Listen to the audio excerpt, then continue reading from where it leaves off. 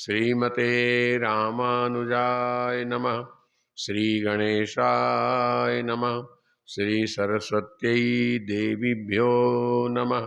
श्री गुरुचरण कमलेभ्यो नमः। लोकाभिरामं रणरङ्गधीरं राजीवनेत्रं रघुवंशनाथं कारुण्यरूपं करुणाकरन्तं श्रीरामचन्द्रं शरणं प्रपद्ये। मनोजवं मारुततुल्यवेगं जितेन्द्रियं बुद्धिमतां वरिष्ठं वातात्मजं वानरयूथमुख्यं श्रीरामदूतं शरणं प्रपद्ये। नमोऽस्तु रामाय सलक्ष्मणाय दिव्यै च तस्यै जनकात्मजायै। नमोऽस्तु रुद्रेन्द्रयमानिलेभ्यो नमोऽस्तु चन्द्रार्कमरुद्गणेभ्यः।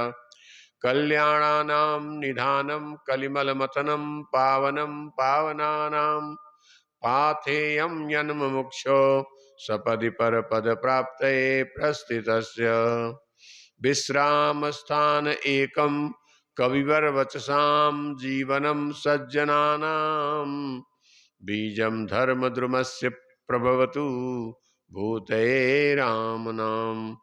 जयन्ति मंगला काली भद्रकाली कपालिनी दुर्गा क्षमा शिवा स्वाहा तस्मै नमो नमः।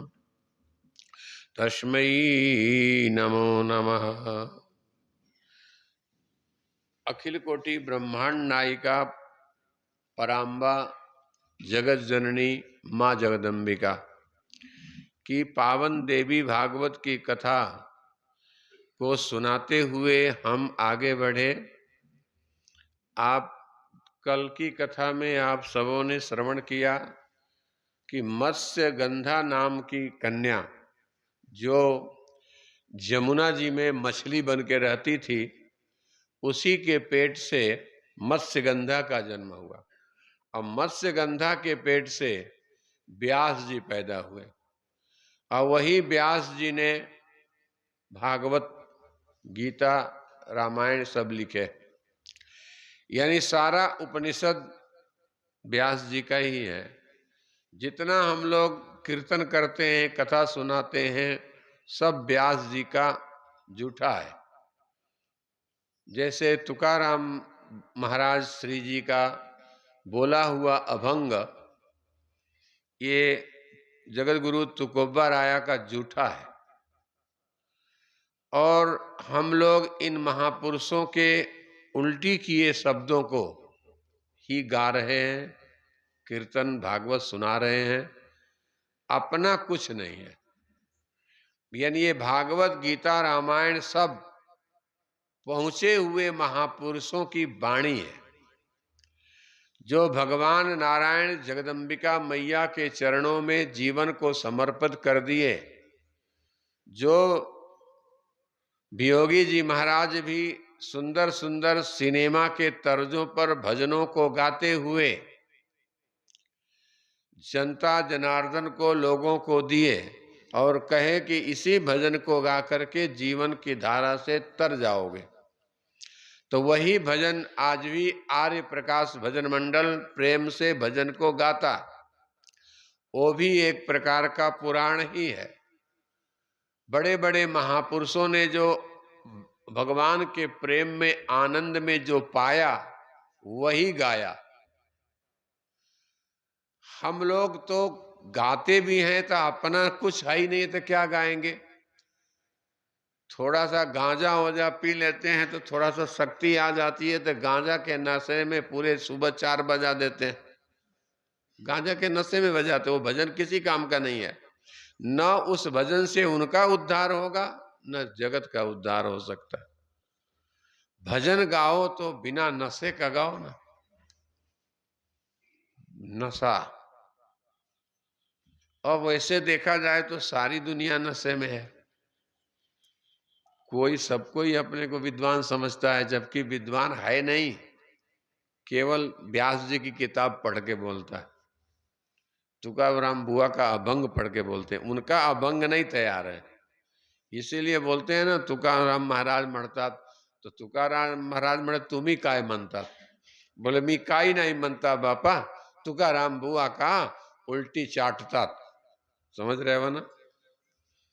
अपना नहीं है, यही तकलीफ है, क्योंकि हमारे में तपस्या नहीं है, त्याग नहीं है, उतने बुद्धि पराकाष्ठा नहीं है, तो दूसरे के ज्ञान पर हम लोग कूद रहे हैं, अपना ज्ञान नहीं है। अपने कुआं का पानी अगर होता है तो खूब बोरिंग चलाओ, खूब पानी पूरे गांव को बांटो, और दूसरे के कुआं का पानी लेने जाओगे तो वो तो डांटता रहेगा, है कम लेना, पानी घट कम ना हो। कुआं नहीं डरता है, जितना पानी निकाल लो, लेकिन ऊपर की टंकी डरती रहती है। ऊपर टंकी होती है ना, तो टंकी डरती है खाली ना हो जाए, और कभी कभी खाली हो जाती है।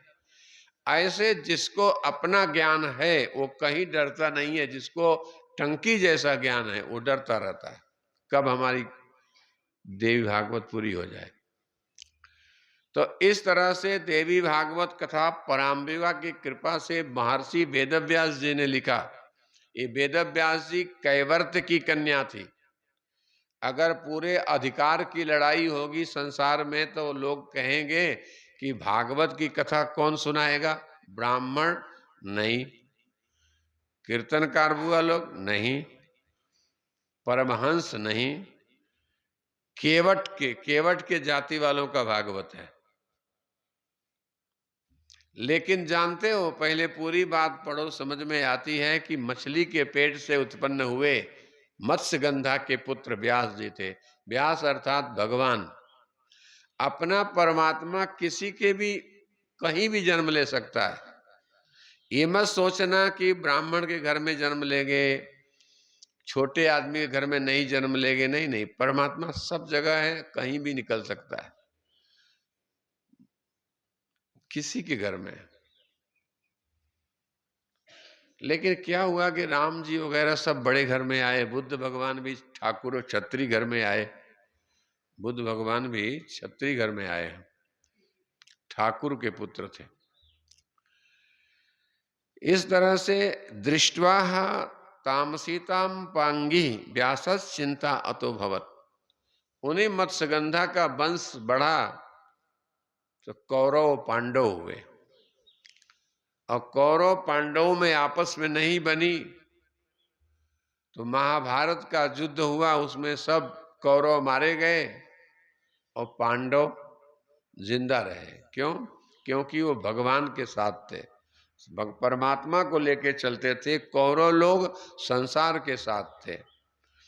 जो संसार के साथ रहता है, संसार को ही अपना समझता है, बहनों,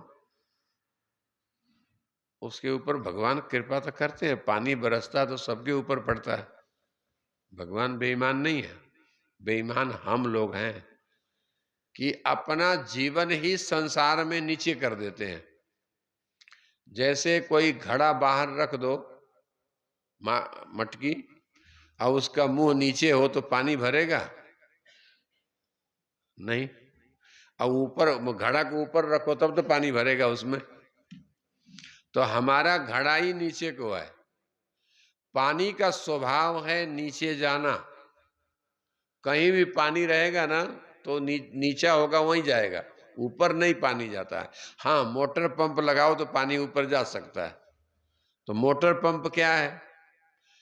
ये जगत जननी मां पराम्बिका शक्ति ही मोटर है।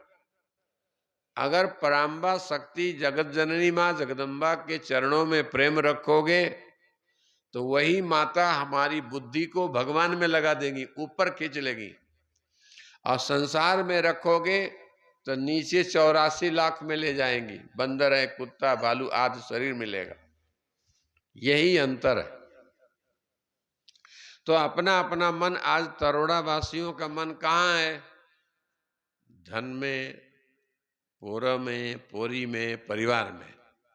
इन पोरा पोरियों की सेवा करना मना नहीं है, लेकिन मन भगवान में रखो, आप फिर इनकी सेवा करो तो भगवान की सेवा माना जाता है। मन संसार में है, थोड़ा भी कष्ट हो जाता है ना तो आदमी रोने लगता है। और रोते रोते कहता है काय करूं, हमारा भाई का पैर टूट गया, हॉस्पिटल ले जा रहा हूं। तो ये यहाँ मन न होकर भगवान में रखना चाहिए। तो हम लोग क्या है, जानते हैं कि पैर टूट गया, हॉस्पिटल जाएगा तो ठीक हो जाएगा, सबको पता है, लेकिन फिर भी सबसे कहते हैं क्या हमारा दुर्भाग्य है, क्या हमारा ऐसा है। और उतने देर भगवान को या दुर्गा मैया को बोलते, माँ आपकी कृपा है कि हमारे लड़का का पैर ही टूटा है ना, मरा तो नहीं, पैर ठीक हो जाएगा तो फिर कमाए खाएगा। हो सकता है कि वो बालक पैर नहीं टूटा, वो मर भी सकता था, लेकिन मैया तुम्हारी कृपा से पैर ही टूटा है, आंख सलामत है, कान सलामत है, नाक ठीक है, हाथ ठीक है, जी खा सकता है। तो जो भगवान का भक्त, मैया का भक्त होता है, वो भगवान की कृपा का अनुभव करता है, दुख में भी, विजय लक्ष्मी, दुख में भी। और जो घोर संसारी होते हैं वो भगवान की कथा में भी जाएंगे तो संसार लेके जाएंगे।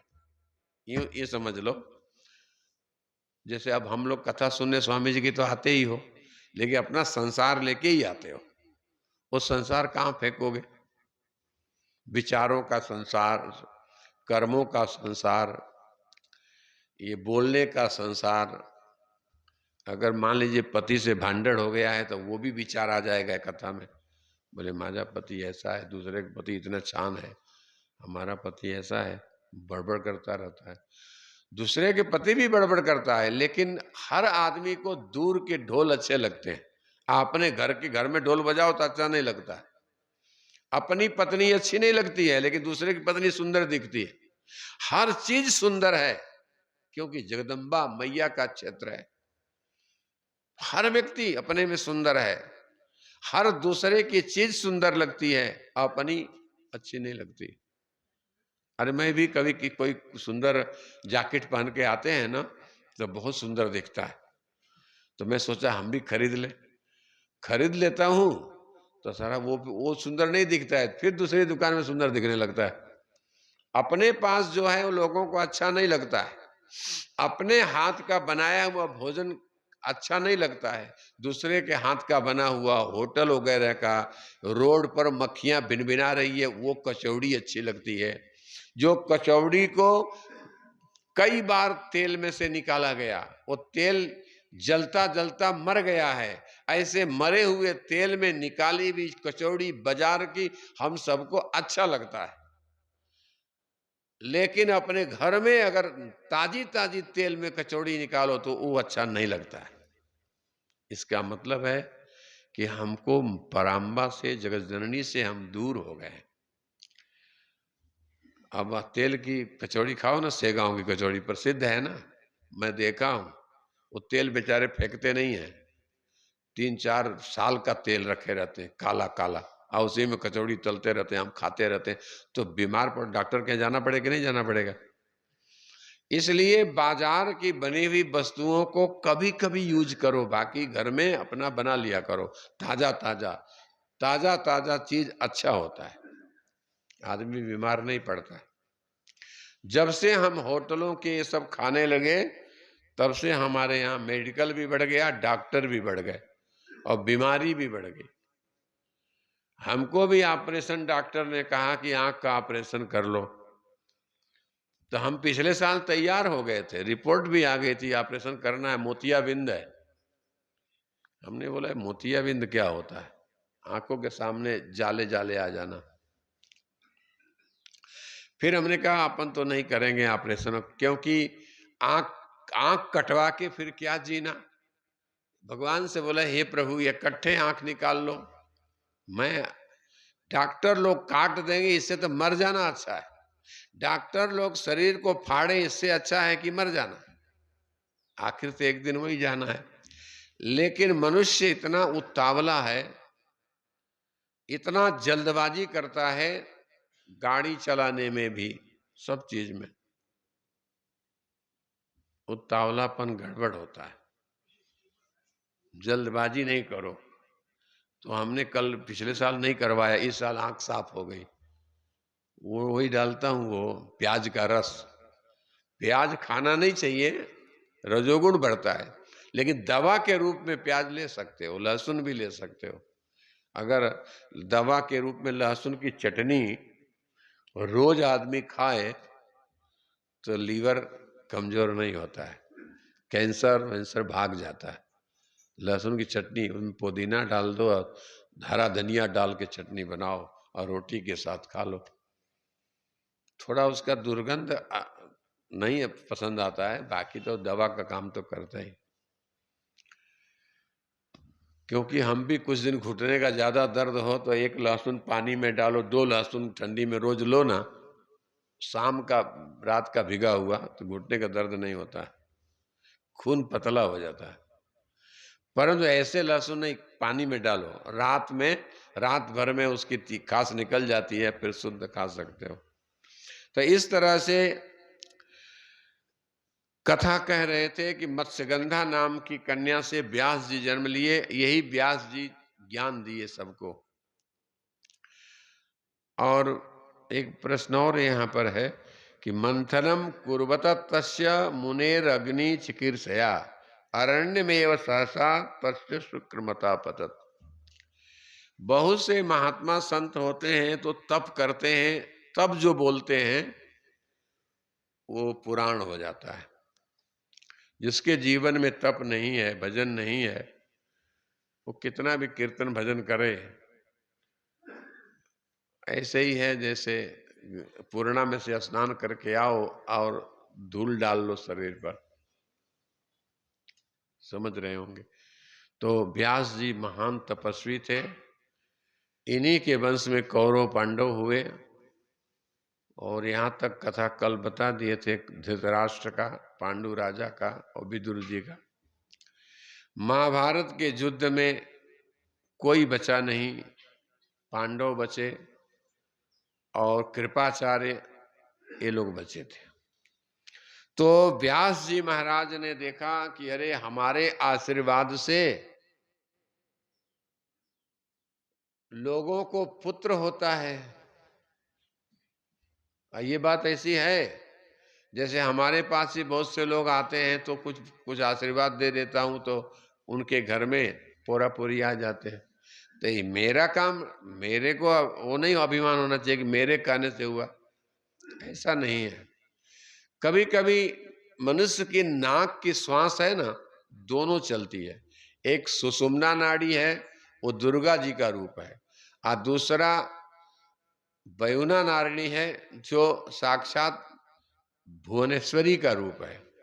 आपके भी कभी कभी श्वास देखना, एक नाक दबा करके, एक सरल सरल चलता है, एक कठिनाई से आता है, और कभी किसी दिन दोनों श्वास बराबर चलते हैं। तो दोनों श्वासों में दिया गया आशीर्वाद और दिया गया श्राप लगता है। आप भी ट्राई कर सकते हो, कभी देखना। नाक तो बहुत गंदा है, सेम्बुड़ रहता है, लेकिन साफ रखो ना, तब दोनों नाक चलता है, दोनों श्वासा, तो उसमें दिया गया वचन सार्थक हो जाता है। तो शक्तियां हैं, श्वास लेना और श्वास छोड़ना, ये शक्ति है। जगत जननी मां पराम्बा इसमें निवास करती है, श्वास में। और नाक में बहुत, नाक में गंदगी नहीं है, वो तो सर्दी जुकाम होता है तो शरीर, पूरा शरीर अपना सब गंदा ही है, शुद्ध कहाँ है। ऊपर से चमड़ा लगा हुआ है तो अच्छा लगता है, और चमड़ा हटा दिया जाए तो नाक देख नहीं सकते हो, गड्ढा जैसा। इसलिए इसी से आशीर्वाद भी मिल जाता है। तो महर्षि वेदव्यास जी देखे तो उनकी भी इच्छा हो गई कि मुझे भी पुत्र चाहिए। तो वो तो व्यास जी ब्रह्मचारी थे, पुत्र की इच्छा मन में जग गई कि हमारा भी बेटा होता तो पानी लाता, हमारा बेटा होता तो कपड़े धो देता, हमारा बेटा होता तो रात में सोते समय पैर दबाता, हमारा बेटा होता तो हमारे को धोती कपड़े धोता। यही मोह मनुष्य को संसार के बंधन में बांध देती है। समझ में आया? ये मोह है। तो व्यास जैसे बहुत ऊंचे महात्मा थे, इसलिए किसी पर भी विश्वास करने लायक नहीं है। कोई ऊंचा महात्मा भी हो, लेकिन उसके मन में क्या चल रहा है, पाप चल रहा है कि पुण्य चल रहा है, ये पता नहीं लगता है भाइयों। आप यहां बैठे हो, आपके मन में क्या चल रहा है पता नहीं है। तो व्यास जी की इच्छा हो गई, हमें भी पुत्र पाइजे। तो पुत्र पाने के लिए मेहनत तो करना पड़ता है। तो उसी समय उनके आश्रम में यज्ञ चल रहा था। पंडित विद्वान लोग, ऋषि लोग स्वाहा स्वाहा कर रहे थे, और उनके मन में पुत्र की इच्छा से अग्नि का मंथन कर रहे थे। अग्नि का मंथन करते हुए, पहले जमाने में जब यज्ञ किया जाता था तो घर से आग नहीं लाते थे, लकड़ी, दो लकड़ी से रगड़ते आग पैदा हो जाती थी। मंत्रों के द्वारा आग प्रकट कर लेते थे पहले। अभी अभी महाराज लोग कमजोर हो गए, पावर कम हो गया, तो घर का चूल्हा में से कंडा जला के लाओ, नहीं तो लाना नहीं पड़ता था। मंत्र बोलते और दो लकड़ी घर्षण करते, ऑटोमेटिक प्रज्वलित हो जाता था पहले यज्ञ में।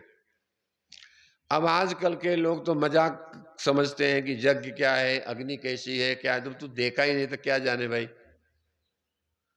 प्रकट होता था यज्ञ में अग्नि, अग्नि प्रकट हुई, और उसी अग्नि से, अग्नि की एक छोटी सी चिनगारी उड़ी।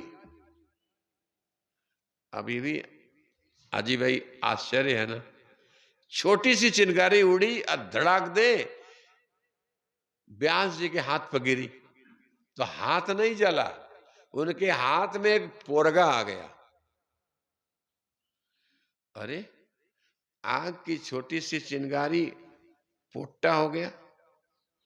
हो सकता है बहनों, अपने में पावर नहीं है, अपने में उतना अधिकार नहीं है। ये तो तपस्या, जब आदमी खूब जप तप करता है तो जो चाहे वो कर लेता है। हम लोग भी सुबह शाम कहाँ भजन करते हैं, जो को फुर्सत तो कर लेता थोड़ा बहुत। एक माला फेरने बैठते हैं तो बच्चा रोने लगता, तो माला रख देते हैं, बच्चे में चले जाते, तो गए संसार में। बच्चा तो अपना ही है ना।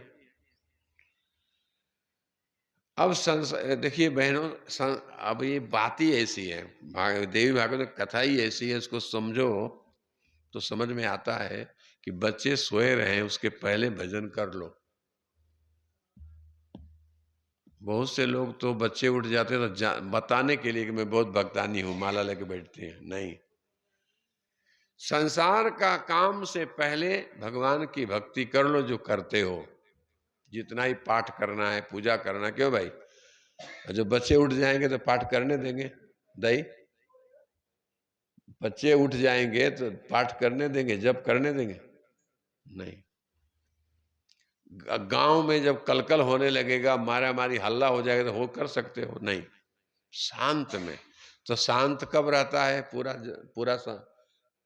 पूरा देश शांत कब रहता है? रात्रि में। रात्रि में 12 के बाद से लेके 4 बजे तक ऐसा लगता है गांव में कोई है ही नहीं। सब दुलई रजाई ओढ़ करके सो जाएंगे, सब सोए हैं। किसी का नाक बज रहा है, किसी का कुछ बज रहा है, लेकिन कोई किसी को सुनता नहीं। तो व्यास जी के चिनगारी से वो छोटा सा बालक हाथ में ही प्रकट हो गया। हम अब आजकल के लोग कलयुगी सुनेंगे तो बोले कहीं चिनगारी से पुत्र होता है। वो तो एक ही जानते हैं, शादी करो तो बेटा होगी, नहीं तो नहीं होगा। उनको इतना ही पता है, इसके आगे उन्होंने जिंदगी में कुछ देखा ही नहीं, कुछ पढ़ा ही नहीं, कुछ जानते ही नहीं, कुछ तपस्या भी जीवन में नहीं है, तो वो अनुभव नहीं कर पाएंगे। अनुभव वो करता जैसे नामदेव महाराज जब दिल्ली के बादशाह के पास पहुंचे, दिल्ली के बादशाह ने बोला, आप हिंदू साधु हो? बोले हाँ। मैं तुमची जवळ गायीचा मान कापतो, तुम्ही जिंदा करू द्या। कापा। तो राजा ने उस राजा मुसलमान होता, उठाया तलवार और गाय काट दिया।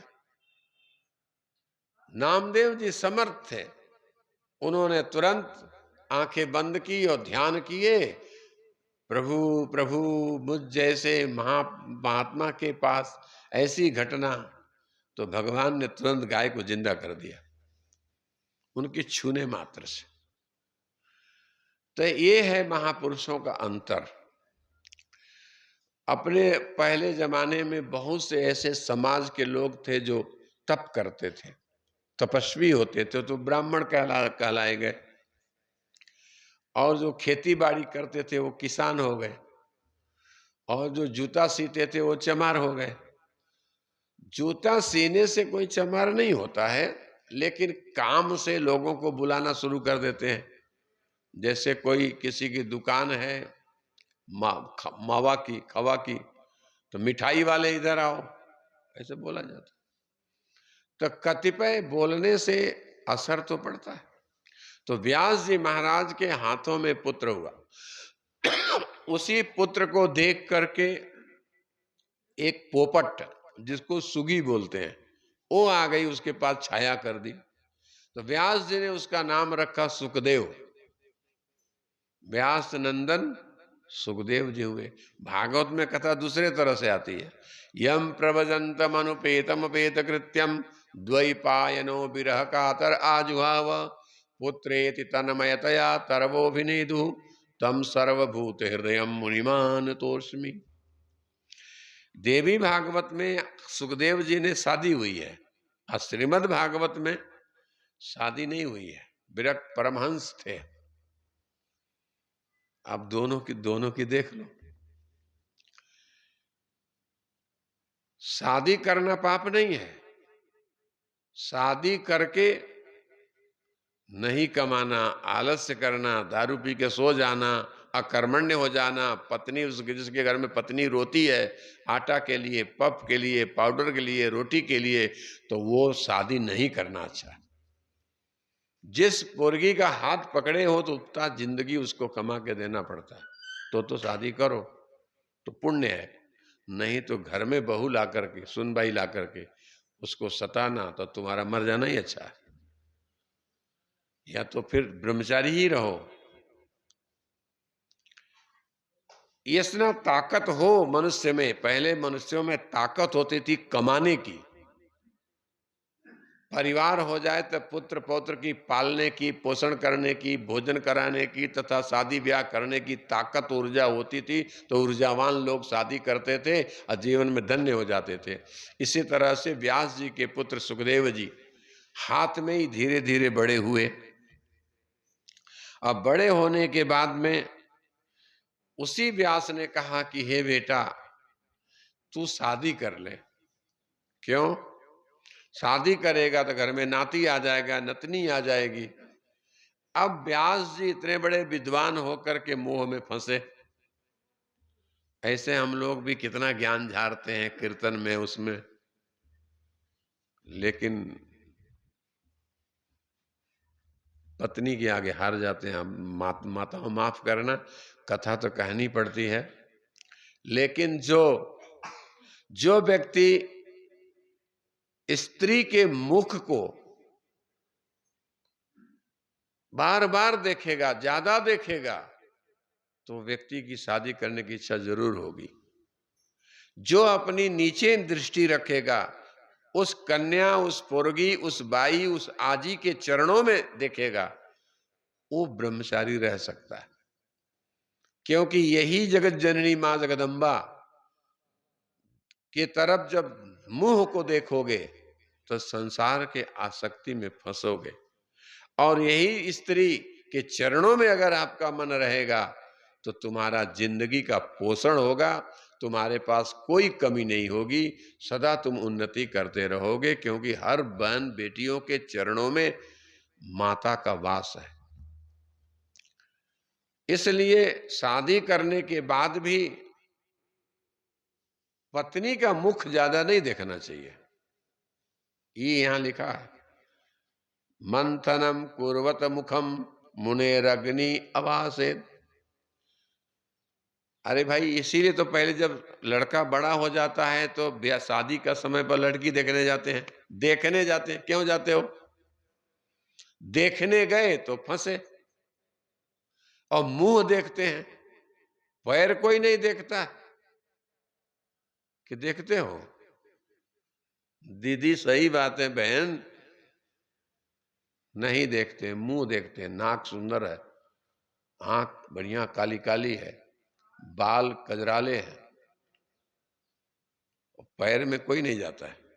और पैर में ही शक्ति है।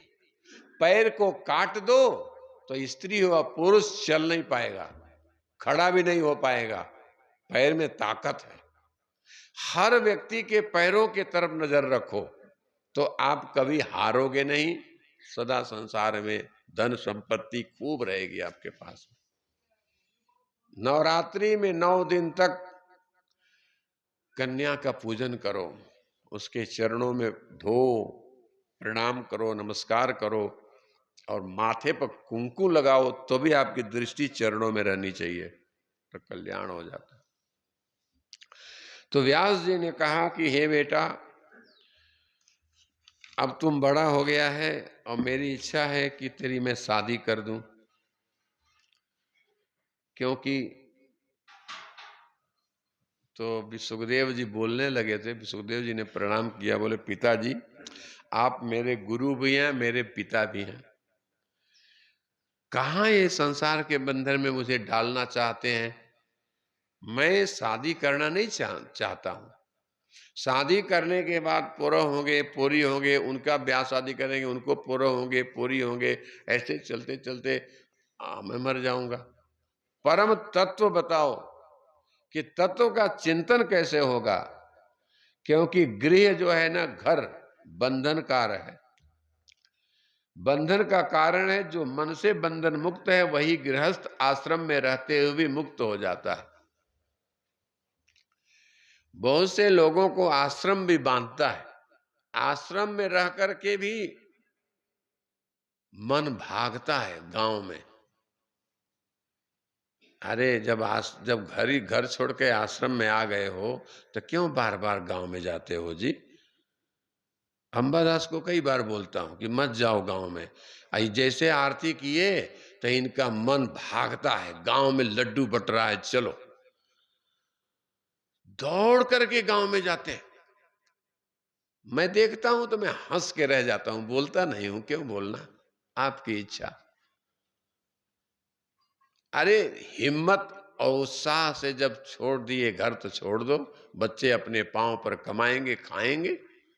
तो मर जाओगे तो क्या बच्चे नहीं खाएंगे? क्या सब खाएंगे। लेकिन इतना भी मानव से नहीं होता है कि हिम्मत करके यहाँ आश्रम में पड़े रहो, जब घर वाले बुलाएंगे तो जाओ।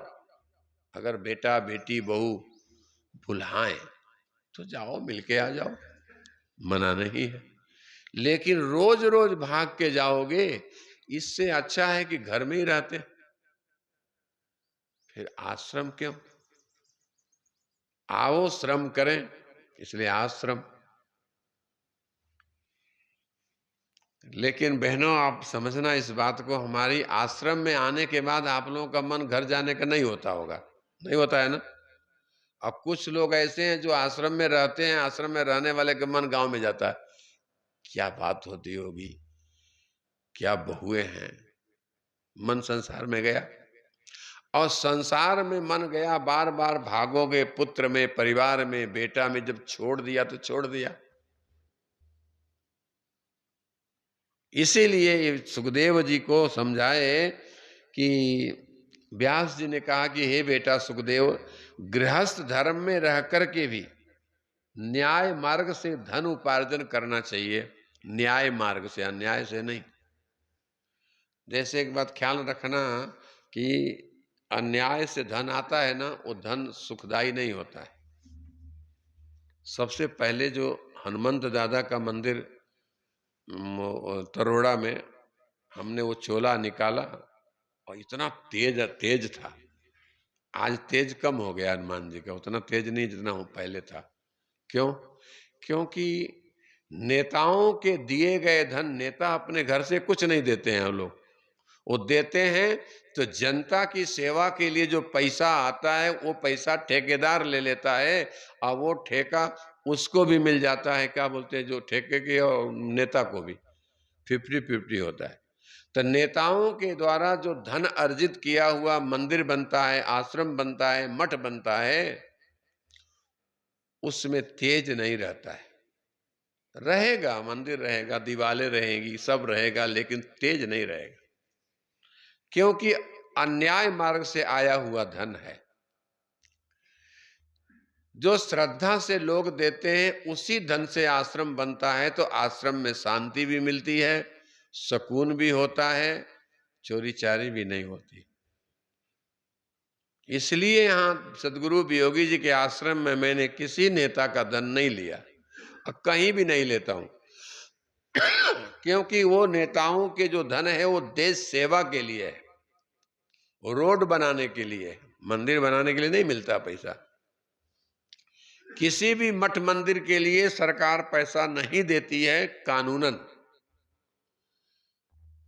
वो तो लोग चोरी छिपा करके सभा मंडप के नाम पर मंदिरों में धन आ जाता है, और हम लोग मंदिर बना लेते हैं, सीमेंट चूना लगा के चमका लेते हैं, लेकिन वो जो न्यायोचित मार्ग से आया हुआ धन जीव का, जगत का, गांव का कल्याण करता है, वो नेताओं के दिए गए अपवित्र धन से लाभ नहीं होता है। लेकिन लोग करते हैं, करो, हमारी कोई मनाही नहीं है, क्योंकि भारत के नेता भी ऐसे हैं, जितने भी नेता लोग हैं उनको पगार भी मिलता है तो भी बेईमानी बदमाशी नहीं छोड़ते, करते रहते हैं। इसीलिए ज्ञानुदा आए थे यहाँ, उन्होंने एक ही बात किया, बोले स्वामी जी हमने देखा कि सब संत आते हैं मेरे यहाँ, कोई 25,000 मांगता, कोई 51, कोई 1 लाख मांगता है, आप 3-4 बार आए लेकिन कभी कुछ बोले नहीं। बोले हम आप लोगों से मांग ही नहीं सकता, हम किसी से भी नहीं मांगता हूं, प्रस्ताव रखता हूं, आपके हृदय में श्रद्धा हो तो दे देना, नहीं तो कोई बात नहीं। क्योंकि मांगता तो मैं भी हूं, लेकिन मांगने मांगने में फर्क है। हम काली कह देते भाई ये है, आपकी इच्छा हो तो बोलना, ये नहीं कहता हूं नहीं देना ही पड़ेगा, नहीं। तो श्रद्धा का दिया हुआ धन जीवन का कल्याण करता है, और पितृ श्राद्ध यज्ञ आदि करने का अधिकार गृहस्थ को ही मिलता है, विरक्त को नहीं है। ये व्यास जी समझा रहे हैं अपने बेटे को, कह रहे हैं कि हे बेटा सुखदेव, गृहस्थ आश्रम में रहोगे तो पितरों का श्राद्ध भी कर सकते हो, और सत्य बोल सकते हो, पवित्र रह सकते हो, गृहस्थ में मुक्ति मिल जाती है। और विरक्त लोगों का कोई अधिकार नहीं है, यहां तक कि हम बाबा जी हो गए हैं ना, जो ब्रह्मचारी लोग हैं उनको दक्षिणा लेने का अधिकार नहीं है। कीर्तन करो लेकिन कीर्तन का दक्षिणा भी अधिकार नहीं है, भागवत कथा सुनाओ लेकिन पोथी पर चढ़ा हुआ पैसा भी लेने का अधिकार नहीं है ब्रह्मचारी लोगों को, और वो सब लेंगे तो नरक में जाएंगे। लेती देती ते नरका जाती, तुकाराम बुआ लिखे हैं अभंग में। ये लेन देन करने वाले जो कीर्तनकार भागवतकार लोग हैं तो नरक के जाएंगे, कितना भी बड़े महाराज हो जाएं, लेती देती ते नरक में जाते हैं। इसलिए गृहस्थ धर्म में रह करके भी ये कर्म किया जा सकता है, विरक्त में नहीं। विरक्त जो हो जाता है, ब्रह्मचारी जो रहता है, वो केवल 8 घंटा भजन करने का अधिकार है। 8 घंटे, 2 बजे रात को उठ जाए, 7-8-9 बजे तक सोए नहीं, भजन करे, माला फेरे। भजन मन ये भजन नहीं जो ये गाते हैं ना, देवा चना मया था भाजी पालन, ये नहीं। भजन मतलब भगवान के नाम का जप, वो भजन कहलाता। अब भजन लिख के गाना है तो एक अनुरंजन है, ध्यान लगाना, समाधि लगाना, ये सब करता है, वो ब्रह्मचारी का धर्म है, उसमें गाय लेने का भी नहीं। अब आप लोग कुछ दान देते हो, दान में भी हमारा अधिकार नहीं है।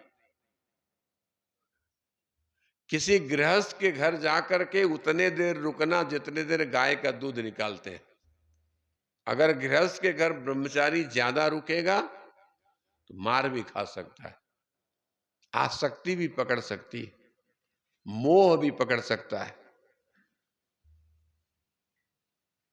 इसलिए कम जाना। गृहस्थ के घर का रोटी भी नहीं खाने का नियम है। ये बात खराब हो तो आपके यहाँ आके संग आपका मिल गया है तो किसी घर से रोटी पूड़ी आ जाती है, वो भी मैं खाता नहीं हूँ, रखा रहता हूँ। हाँ, ज्यादा भूख लगती है तो कभी कभी खा भी लेता हूँ। ये संग का अर्थ है। तरोड़ा आने से ये सीख गया। न तो हमारे आश्रम में आप आओगे ना तो आश्रम में आप हमारे एक चौके में नहीं जा सकते। रोटी बनती है तो आपको वहां आपको हम खिलाएंगे। आपके हाथ का हमारे यहाँ कोई भी ब्रह्मचारी भोजन नहीं करता है। आपके यहाँ के सब ब्रह्मचारी लोग सबके घरों घर जाके रोटी पूड़ी चाय खाते हैं, तो कहां से रहेगा वो जिंदगी। ये नियम देवी भागवत में लिखा है कि ब्रह्मचारी भी किसी जिसके घर का अन्न खाएगा उसके घर में बेटा बन के आएगा, पुत्र बन के आएगा, बेटी बन के आएगा। जितनी रोटियां हम आप लोगों के घर के खा लिए हैं और भजन नहीं किए हैं तो हमें आपका बैल बन के, बिल्ली बन के, कुछ भी बन के आपकी वो सेवा देना पड़ेगा रोटी। इसलिए गृहस्थ के घरों की रोटी और भोजन ब्रह्मचारी को लेना मना है बेटा सुखदेव। और आप लोग तो दूध भी लाते हो, लड्डू भी लाते हो, लेकिन जानते हो लड्डू लाओ तो ऐसे बर्तन में लाओ, बर्तन सहित दान कर दो। और फूटे फूटे गिलास में दूध लाओगे, फूटे फूटे में लड्डू लाओगे, वो लड्डू ब्रह्मचारी को नहीं खाना चाहिए। आज जिसके घर में टूटा हुआ बर्तन, गिलास और डिब्बा उब्बा हो ना, उसके घर में लक्ष्मी जी नहीं आती है, भाग जाती है, उसमें दरिद्रता रहता है। फूटे हुए गिलास बर्तन कभी घर में मत रखो, उसको फेंक दो या बाजार में दे दो। अच्छे अच्छे गिलास रखना चाहिए। तो आपका अच्छे अच्छे फाटला टूटला पुराना कपड़ा भी ज्यादा मत रखो, उससे भी घर में लक्ष्मी नहीं रुकती है। गृहस्थ को सदा रोज सुबह शाम घर में झाड़ू लगना चाहिए। पहने हुए कपड़े रोज धो दो। भले साबुन नहीं है, निरमा नहीं है, तो पानी में धो के सुखा दो, दूसरे दिन वही पहनो। आज के पहने हुए कपड़े कल पहनोगे तो जो भी आप कर्म करोगे निष्फल जाता है। भगवान की आरती पूजा करोगे निष्फल जाएगा, भगवान को भोग लगाओगे भगवान भोग नहीं लेंगे, कल के कपड़े हुए पहने। इसलिए कपड़े भी सूती रखो, साड़ियां भी रोज धो के सुखा दो। भले साबुन नहीं है तो पानी तो है, भगवान ने पानी फ्री में दे रखा है, पानी में डुबा करके सुखा दो, धूप में पवित्र हो गया, उसको पहन लो। तो ब्रह्मचारी, सन्यासी, वानप्रस्थी, व्रत उपवास करने वाला, ये सब मनुष्य कर्म के अधीन है। कर्म करता है तो आगे जीवन बदलता है, और ब्रह्मचारी कर्म के अधीन नहीं है। उसको तो एक ही काम है, कथा सुनाना भी ब्रह्मचारी को नहीं चाहिए। मैं ज्योतिष का काम भी नहीं कि मैं तो सब करता हूँ। कोई आता है बोले हमारी लड़की की शादी किधर होगी स्वामी जी, इधर होगी, तो ये बताना भी गलत है। ब्रह्मचारी को ब्रह्मचर्य पालन करते हुए ईश्वर से मिलन करना है, लोक सेवा वर्जित है। तो यहां कहते हैं कि हे धर्मपुत्र, देवताओं और पितरों के आश्रित गृहस्थ रहता है तो जीवन धन्य हो जाता है। सुखदेव जी ने कहा, हे पिताजी, सदा दुख देने वाले गृहस्थ आश्रम में कभी स्वीकार नहीं करूंगा, मैं कभी शादी नहीं करूंगा। हे पिता, धन धान्य की चिंता में व्याकुल लोगों के लिए सुख कहां दिखाई पड़ता है। वास्तव में बहनों, संसार में सुख है सुख नहीं। संसार में जिसको देखो वह मुंह लटकाए बैठा है। हम ब्रह्मचारी लोग आपके बीच में जाते हैं, अगर कुछ मांगने जाएंगे तो उसके पहले ही लोग बोल देंगे, महाराज हम तो बहुत गुरु सोयाबीन हुआ नहीं, घर में कुछ है नहीं, क्या दूं। है तो भी बोल देंगे। तो ब्रह्मचारी अगर आपके घर से खाली हाथ लौटा तो आपका सारा पुण्य ले जाएगा। इसलिए आपने घर से आया हुआ ब्रह्मचारी को खाली मत जाने देना, 1 रुपया दे देना। पैसा ना हो तुलसी का फूल का माला पहना देना, माला ना हो तो दोनों हाथ जोड़ करके प्रणाम कर लेना, ये गिलास पानी ही पिला देना। अपने घर से कहा गया है कि मेहमान भूखा जाए तो मनाया जा सकता है, लेकिन अतिथि नहीं। कहा गया है साईं इतना दीजिए जामे कुटुंब समाए, मैं भी भूखा ना रहूं अतिथि न भूखा जाए। यहां लिखा नहीं है मेहमान भूखा, मेहमान भूखा इन भाई भूखे चली जाए तो मनाया जा सकता है, लेकिन जिसको आने की तिथि तय नहीं, अचानक आ गया, वो अपने घर से भूखा नहीं जाए। ब्रह्मचारी भूखा ना जाए, कुछ खा के जाए, कुछ नहीं तो लौंग इलायची दे दो, लौंग इलायची नहीं तो फल दे दो, फल नहीं हो तो फूल दे दो, देखो तुम्हारे घर में रौनक आएगी विजया लक्ष्मी बाई। कोई भी आ जाए, जो है घर में वही अर्पण करो।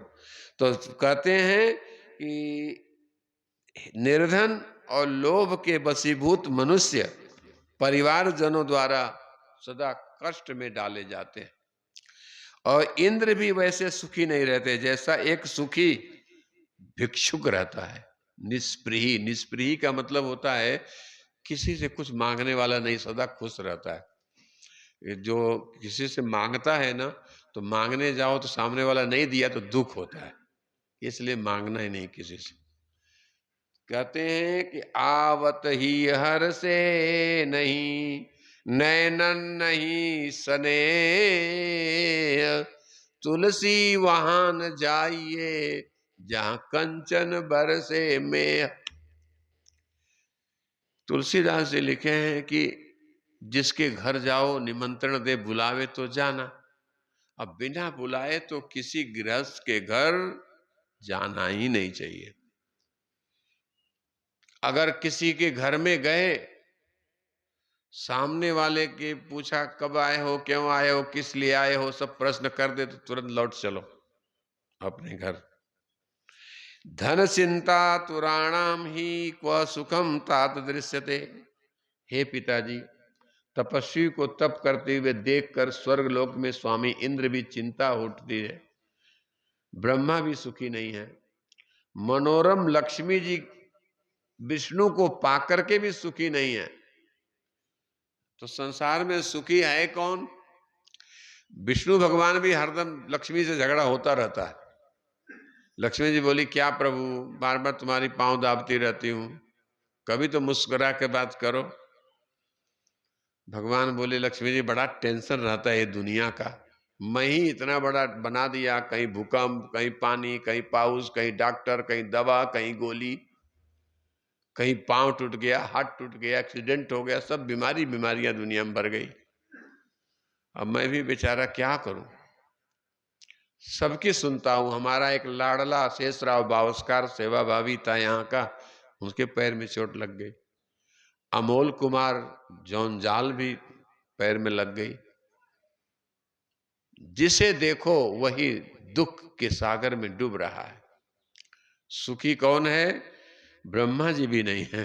ब्रह्मा जी भी इतना बड़ा दुनिया बनाए और कमल पर बैठे बैठे नारद जी पहुंच के बताते हैं तोरड़ा में ये हो रहा है, वो आदमी का एक्सीडेंट हो गया, वो आदमी घर में आग लग गई हुए, सब सूचना ब्रह्मा जी पहुंचे, बोले बेकार दुनिया बनाया, सब ठीक ठाक रहते नहीं। वो देश दूसरे देश पर आक्रमण कर दिया, इजराइल ईरान पर आक्रमण किया, घमासान युद्ध हो रहा है, हजारों नर नारी मर रहे हैं, सब सूचना पहुंचते दुखी हो जाते। भगवान शंकर भी सदैव दुखी रहते हैं। शंकर भगवान की पूजा करते हो ना, एक लोटा पानी, क्या बोलते हैं प्रदीप मिश्रा जी, ओम नमः शिवाय तुभ्यम, हाँ नमो तुभ्यम शिवाय बोलते हैं ना। तो देखो अब यहाँ लिखते हैं, सुखदेव जी कहते हैं शंकर भगवान भी दुखी रहते हैं, विष्णु भगवान भी झगड़ा होता है, लक्ष्मी जी भाग जाती हैं वो छोड़ करके। पता है कब हुआ था? लक्ष्मी मैया भी कभी कभी गुस्सा जाती हैं, क्रोध में आकर के बोलती है नारायण रखो अपना पैर, नहीं सेवा करना है। समुद्र में भाग जाती है। तो हमारे भगवान को समुद्र मंथन करना पड़ता है। समुद्र मंथन करके 14 रत्न के साथ में लक्ष्मी जी को बाहर लाए। चलो, नाराज क्यों होती है, चलो वैकुंठ में। तो दुखी तो वो भी है। और शंकर जी, मैं ऐसा जानता हूं कि शंकर जी डर की मारे सदा तपस्या करते रहते हैं, माला लेके फिरते रहते हैं।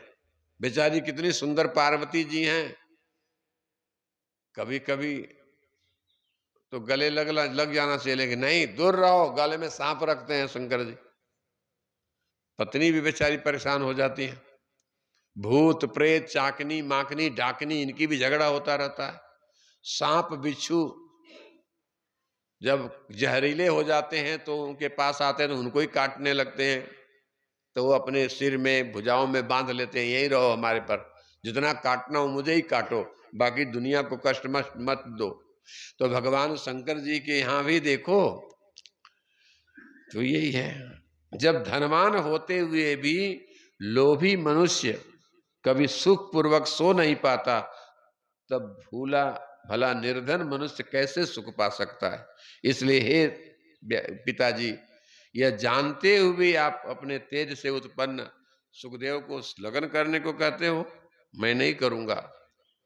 हे पिताजी, जन्म में दुख, जब जन्म होता है तो माँ के पेट में 9 महीना सोना पड़ता है, माँ के खाए हुए खट्टे मीठे तीखे मल मूत्र में रहना पड़ता है, और 9 महीने के बाद में बाहर आओ तो माता पिता ताली बजाते हैं, थाली बजाते हैं, और सब लोग गोद में लेते हैं। उस समय बोलने की ताकत नहीं रहती है, मच्छर काटता है, रोता है, दूध पिलाते हैं। मच्छर काटे तो माँ दूध पिलाती है, भूख लग जाती है तो माता लोरी सुनाती है। इस तरह से दुख ही दुख है। तो हे पिताजी, उससे अधिक दुख तृष्णा और लोभ में है। तृष्णा मतलब समझ रहे हो ना? लोभ क्या है? जैसे किसी की सुंदर मोटरसाइकिल दिखी, अब मन में हो गया, हे परमात्मा मेरी भी ऐसी साइकिल होती ना, तो उस साइकिल को पाने के लिए मेहनत तो करनी पड़ेगी, कमाई करना पड़ेगा, रुपए इकट्ठा करना पड़ेगा, फिर साइकिल लाओगे।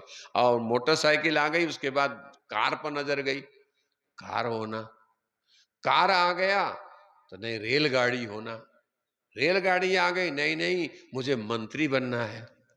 पहले विधायक बने, फिर मंत्री बने, फिर मतलब प्रधानमंत्री बनना है। कितनी इच्छा लोगों की है, तृष्णा।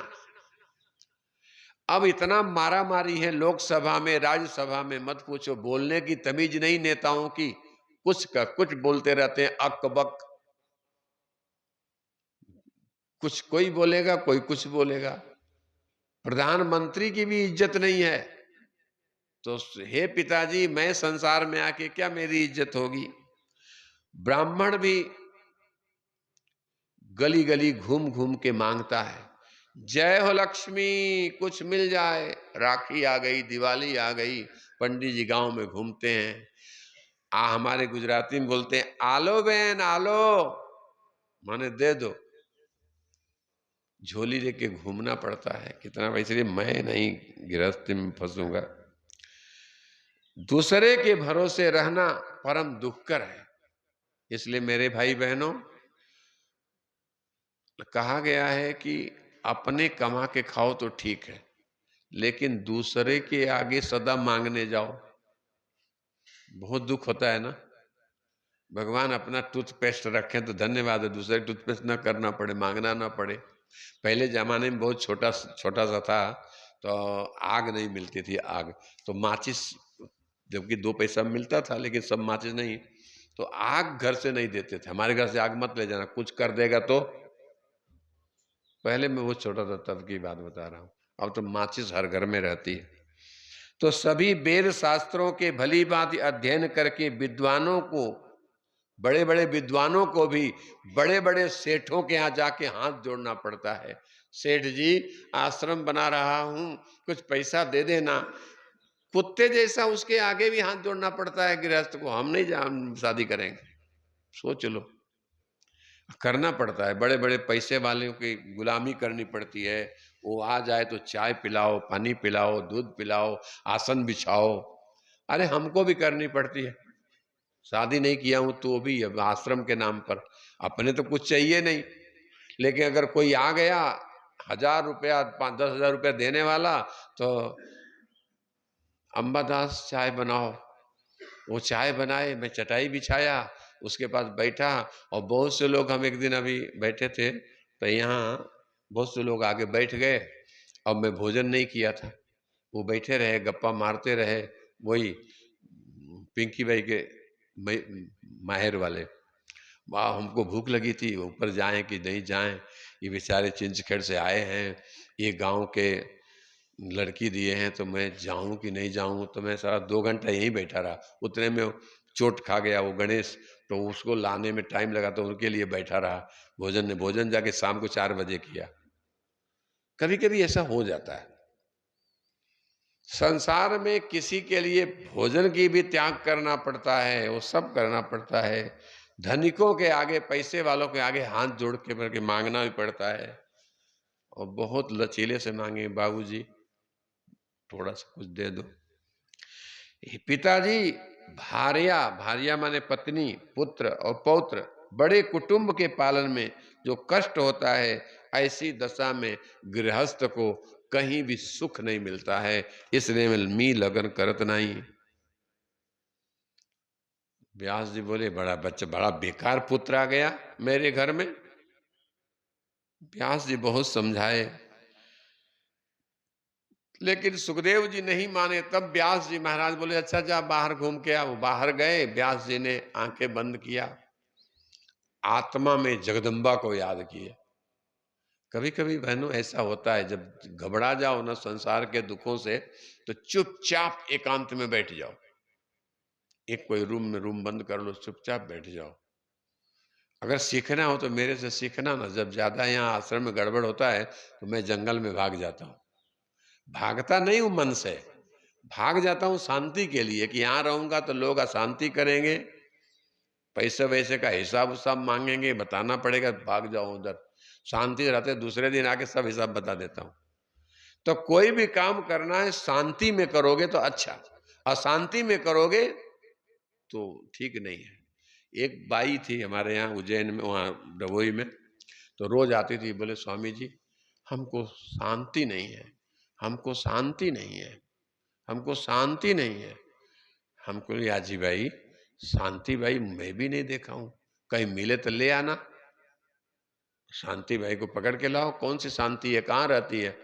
बोले ये पता नहीं कहाँ रहती है, लेकिन मैं बहुत दिनों से मैं भी खोज रहा हूं, शांति मिल जाए तो 2 झापड़ मारूं उसको। तो बोले आपको भी अभी तक शांति नहीं मिली? अरे बचपन से नहीं मिली, मिल जाती तो हम भी अपने घर रहते, काहे के यहाँ तरोड़ा आते? शांति मिल जाए, शांति पत्नी तो वहीं रहता ना, फिर आप लोगों को देख थोड़ी देखता। शांति मैंने पत्नी भी होती है जी, अगर अशांति पत्नी आ गई तो अशांति तो करेगी ना। इसलिए क्या करें? तो व्यास जी ने शांति में, जैसे अपन कहीं भी कुछ भी परेशान हो जाओ ना, तो घर में बैठ जाओ चुपचाप, शांति से बोलो मत, बोलने से भंडड़ हो जाएगा। शांति से जब मन शांत हो जाए तब बाहर आके जो, तो अंदर से जगदम्बा मैया उपाय दे देती है, रास्ता बता देती है, कैसे बात करना है, कैसे काम करना है, रास्ता मिलता है। तो आत्मा अपना गुरु है। कभी भी आप जब संसार के लोगों से, संसार के दुखों से घबरा जाओ, तो शांति में एक जगह आंखें बंद करके चुपचाप बैठ जाओ, और जो अंदर से आए प्रश्न, सवाल, उसको उठाना। ये है दुर्गा जी। दुर्गा जी सबके हृदय में, जहां से हम यूरिन त्याग करते हैं वहीं पर कुंडलनी मार करके जगदम्बा जी बैठी रहती है। जगत जननी सबके शरीर में, स्त्री हो या पुरुष, गाय हो या बैल, बिल्ली हो या कुत्ता, सबके शरीर में जगदम्बा कुंडली मार करके छोटी सी मणि के रूप में निवास करती है। और मनुष्य जब एकांत में जाकर के शांति खोजता है, तब वो प्रकट होकर के रास्ता बता देती हैं। सब महापुरुषों ने इसी का यूज किया। जगत गुरु तुकोबा राया भी जब अपनी पत्नी से घबरा जाते तो खेतर में जाके खेत में बैठ जाते, अब बैठ जाते शांति से, जो प्रश्न आता तो पत्नी के पास जाते थे। सारा खेत का वो जो फसल है ज्वार बाजरा गाय खा जाती थी, लेकिन शांति में चले जाते थे। अद्भुत आनंद सुख आता था। संसार का जाए तो जाने दो। जैसे रमेश बावस्कर हमसे कल रात को बताए कि स्वामी जी हमारा लड़का खेत में गया था, हरिन आ गया, उसको भगाने गया तो पैर फिसल गया और टांग टूट गई। सोचो, कहने का मतलब है कि हरिन खाएगा तो थोड़ा खा लेगा, उसका भी हक है भाई। और कायदे से भगाओ, धीरे धीरे डंडा लेके जाओ, आराम से भग जाएगा। लेकिन घबरा जाता है, खा जाएगा तो इसके सोयाबीन नहीं होगा तो क्या होगा? अरे क्या होगा? जो नुकसान होना वो तो होगा। लेकिन हम लोग इतना जल्दी करते हैं, जल्दबाजी, एक्सीडेंट हो जाता है। वायुमंडल का भी घर में हो जाता है भाई। घर के बाथरूम में गए, जल्दी से गए, अरे पहले से तैयारी, चले जाओ ना, सब काम छोड़ो वहां जाओ। लेकिन जल्दी से गए कि पैर सटका, कमर मटका, कमर में चोट लग गई। अब पति भी परेशान, पुत्र भी परेशान, डॉक्टर भी परेशान, ऑपरेशन, पट्टी, सब चल रहा है। तो न जाने काच सा माया किंसुत्वातीव दुष्करा, या मोहयति विद्वांस व्यासम सत्यवती सुतम। संसार बहुत विचित्र है मेरे भाई बहनों। ये सुखदेव जी के पिता व्यास जी सोच में पड़ गए। न जाने कौन सी कैसी अति दुष्कर माया है जो सत्यवती के पुत्र विद्वान व्यास जी को भी नहीं छोड़ी। ये माया, जो जगत जननी माया, जो कुंडलिनी होती, जब आदमी अंदर नहीं जाता है तो बाहर की माया बहुत नचाती है। इसीलिए सुबह शाम थोड़ा उठ करके विजया लक्ष्मी अंदर जाना चाहिए। आंखें बंद कर लो, चुप रूम में बैठ जाओ, आधा घंटा 1 घंटा चुप। लेकिन रूम में बंद करने के बाद भी लोग नहीं बैठते हो। कभी सिर खुजाएंगे, कभी इधर करेंगे, कभी उधर करेंगे, कभी टीवी खोलेंगे, कभी गाना सुनेंगे, प्रपंच भी करते हो। एकांत में जाने की जरूरत नहीं है। फिर वहां जाके कुछ नहीं करना, केवल बैठना है। श्वास आ रही है, श्वास जा रही है, वो आनंद में बैठो। जैसे नारायण बैठते हैं, बुद्ध भगवान बैठते हैं, वो भी पद्मासन लगा कर बैठ जाते हैं। ओम शांति। उसी में जगदम्बा मैया का आनंद लूटते हैं लोग। तो इस तरह से पुराणों के वक्ता हो, महाभारत के रचयिता हो, वेदों के विभाग करता हो, संसार में जो जन्म लिया है, अगर आत्मा से संबंध नहीं रखेगा तो शांति नहीं मिलेगी। संसार में कहीं भी शांति नहीं है, सब जगह अशांत लोग बैठे। क्योंकि अभी देखो ना, यहीं पर पुरुष लोग कितने लोग बैठे हैं। यहाँ काम करने आएंगे लोग, आएंगे तो झाड़ू लगाएंगे, बहारू लगाएंगे, काम करेंगे, लेकिन उनको कह दो शांति से बैठो आधा घंटा, नहीं। सब्जी बन रहा है ना, उधर जाएंगे, इधर जाएंगे, उधर जाएंगे, खुजली होती है। शांति से बैठा जाता है। बाया कुछ नहीं होगा तो जो कथा सुन रही है वो बायों को उठा के ले जाएंगे, चलो रोटी बेलना है। क्योंकि उनकी आत्मा पूड़ी भाजी में है, वो अपने आत्मा से युक्त नहीं है। वो व्यक्ति को शांति नहीं मिलता। शांति से कथा सुनो और उसमें से चुपचाप 1-2 बाई पूड़ी बनाने चले जाओ, वहीं से सुनते रहो, ये हो सकता है। तो इसलिए एक भजन भी है इस पर, चेत करो चेत करो भाऊ, माया मारे मटकी, चेत करो, चेत करो भाऊ, माया मारे मटकी। चेत करो भाऊ, माया मारे मटकी, ब्रह्मा को पटकी, शंकर जी को पटकी, ब्रह्मा को पटकी, ब्रह्मा को पटकी, शंकर जी को पटकी, नारद बाबा को सभा बीच पटकी, नारद बाबा को, चेत करो भैया, माया मारे मटकी। मटकी के मतलब समझ रहे हो? मटकी मट्टी का नहीं, मटकी माने आंख मारना। माया मारती है नचाने के लिए आपको। ब्रह्मा पे झपटी और शंकर पे झपटी, ब्रह्मा पे नारद जी को सभा बीच पटकी।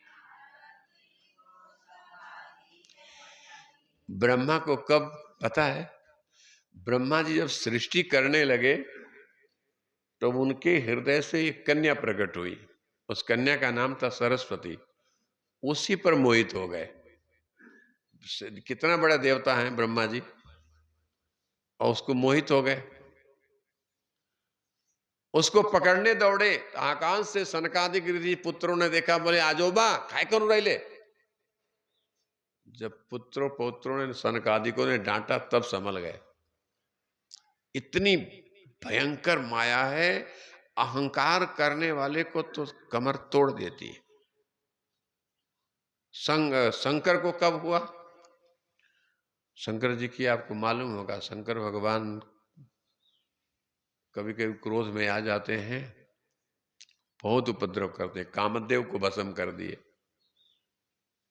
और दूसरा नारद जी को सभा बीच में, क्योंकि एक बार नारद जी तप करने गए हिमालय में।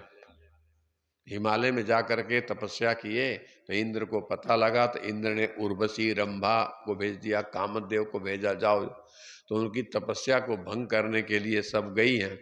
खूब नाच गान हुआ, बसंत ऋतु आ गया, उनकी आंख खुल गई। और कामदेव ने आकर के नारद बाबा के गोद में बैठ गया, बोले महाराज क्षमा करो, माफ करना, हमको श्राप मत देना, इंद्र के कहने से किया हूं। अब नारद बाबा को लगा कि अरे शंकर भगवान तो क्रोध में कामदेव को जला करके राख कर दिए और मेरे गोद में आके कामदेव बैठ गया, अर्थात मैं कामदेव को जीत लिया हूं। अंदर अहंकार आ गया और गए कहां? भोले बाबा के यहां। भोलेनाथ, भोले बाबा समझ गए कि ये ज्ञानी महात्मा है, लेकिन अंदर अहंकार का पेड़ पैदा हो गया है। शंकर जी ने कहा आओ आओ नारद जी, आइए, प्रणाम प्रणाम, बैठिए।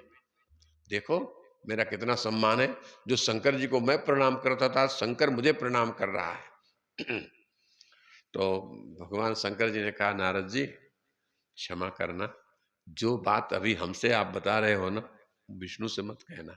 क्या अभी आप कह रहे हो ना कि मैंने कामदेव को जीत लिया? हाँ जीत लिया, तुम तो क्रोधी आदमी हो, तुमने तो कामदेव को जलाकर राख कर दिया, मैं जीत लिया हूं, मैं कामजीत हूं। शंकर जी ने बोला ये बात अगर विष्णु से बताओगे ना तो विष्णु भगवान अच्छा नहीं है। वाह शंकर वाह, तुमसे तो कामदेव भी जीता नहीं गया, मैं जीत लिया, तुम जलते हो मेरे से। शंकर जी मैं जलता उलता नहीं हूं। अब नारद जी को अहंकार के आगे क्या बोलो। नारद जी विष्णु भगवान के पहुंच गए उनके लोक को। विष्णु भगवान ने देखे, आओ आओ नारद बाबा, नारद बाबा आए हैं। ऐसे ऐसे करके जा रहे हैं, मैंने अभिमानी आदमी सीधा चलता नहीं, धोती को भी पॉकेट में खोस लेता है। थोड़ा कीर्तन हो जाए, कीर्तनकार बुआ लोगों को देखा ना, वो धोती आधी पहनते हैं, एक धोती थोड़ा पॉकेट में खोस लेते हैं। मैं समझ गया ये कीर्तन का अहंकार है। चले आते, सहजता तो नष्ट ही हो रही है। चले नारद जी घमंड में भगवान विष्णु के पास। विष्णु भगवान समझ गए घमंडी आ रहा है, तो विष्णु भगवान आसन से खड़े हो गए और दौड़ पड़े, आइए नारद जी। नारद जी बोले देखो ये विष्णु भगवान भी, मैं इतना महान हो गया हूं कि विष्णु भगवान दौड़े आ रहे हैं। विष्णु भगवान तो जो अहंकारी है तो अहंकार से ही सेवा करते हैं। अहंकार जिसके हृदय में हो जाता है ना, तो उसको अहंकार से ही गोद में लेना जी। अहंकार को अगर बोल दोगे तुम बहुत अहंकारी होगा तो चोट लगेगी तो तुमको मारेगा, इसलिए नहीं। कोई अहंकारी है, आई आजी भाई, तुम बहुत महान है भाई, भाई बहुत काम की, बहुत अच्छी है, फुला दो उसको।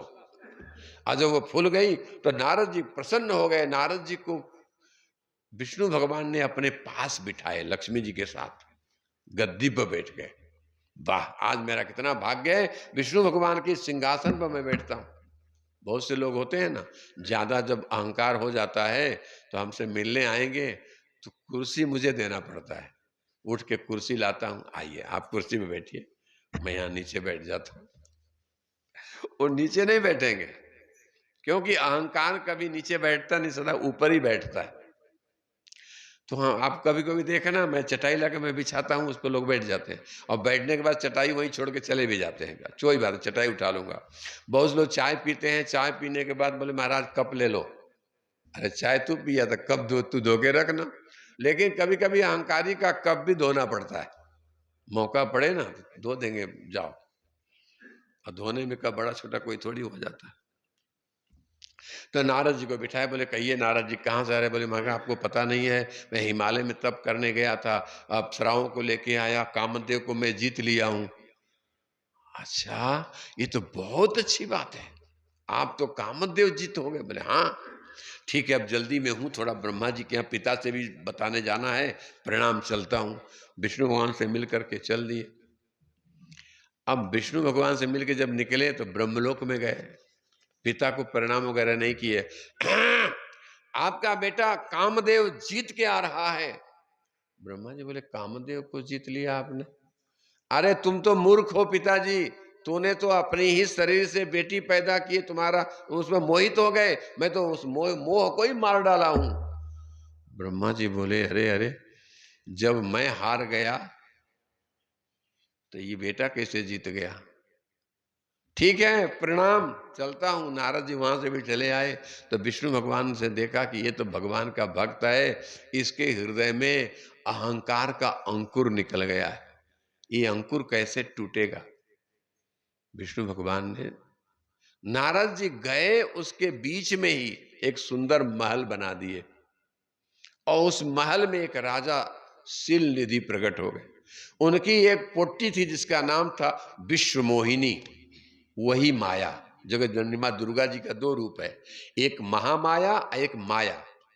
महामाया जगत का कल्याण करती हैं, और माया सारी दुनिया को नचाती हैं। पति को, पत्नी को, पुत्र को, परिवार को, पेड़ को, पौधे को, फसल को, सबको जब हवा चलती है ना तो धान, गेहूं, जौ, हरभरा सब नाचने लगते हैं, झुम झुम झुम झुम झुम झुमते हैं। ये माया नचा रही है। पुरुष लोग भी कभी सेगांव, कभी नांदुरा, कभी यहाँ कभी वहां दौड़ते रहते हैं। कोई पूरब जा रहा है, कोई पश्चिम जा रहा है, चालू है। विश्व मोहिनी नाम की कन्या का स्वयंवर की तैयारी हो गई थी, चारों तरफ जय ध्वजा लगाया जाने लगा, नगर सजाया जाने लगा। नारद जी इतने में उधर से निकले तो देखे, भैया भाऊ ये गांव का नाम क्या है? ये शील निधिपुर। अच्छा, हम इस रास्ते कई बार बैकुंठ गया हूं, आया हूं, लेकिन ये नगर नहीं मिला, आज मिला है। ये नगर में ये पूरा पताके झंडी लग रहा है। हाँ, यहाँ के राजा की लड़की की शादी है। ओ, राजा की कन्या है? हाँ, उसका नाम है विश्व, विश्व मोहिनी, उसकी शादी है।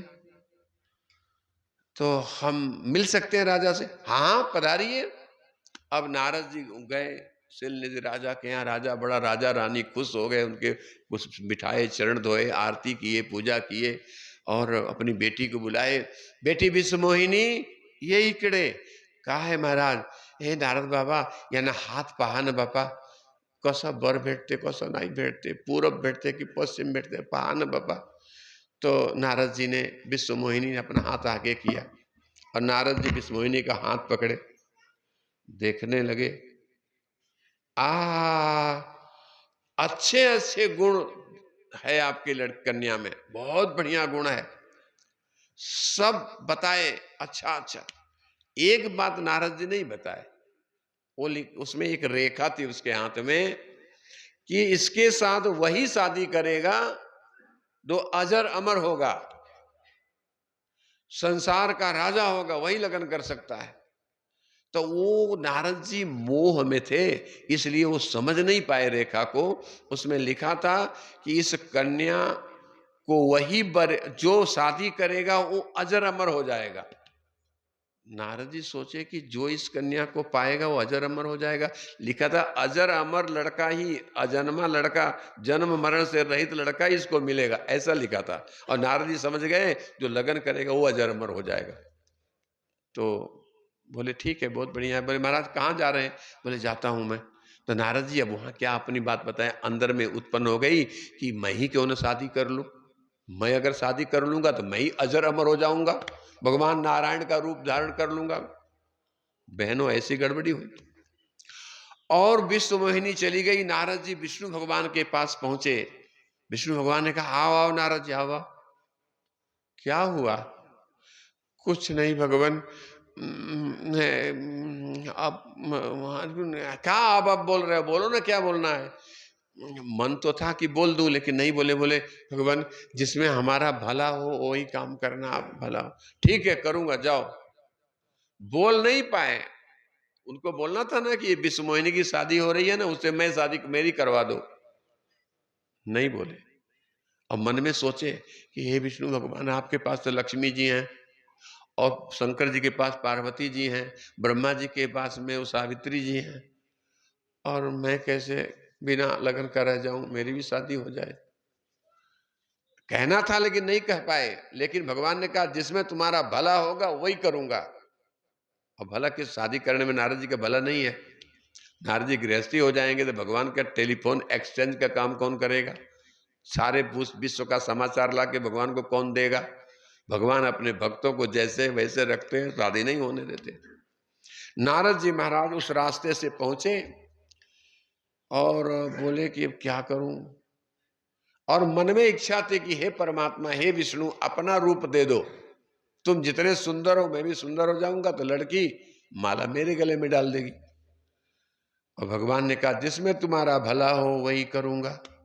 नारद जी को भगवान ने माकड़ बना दिया। माकड़, बंदर का रूप लेकर के विश्व मोहिनी की शादी के मंडप में पहुंच गए।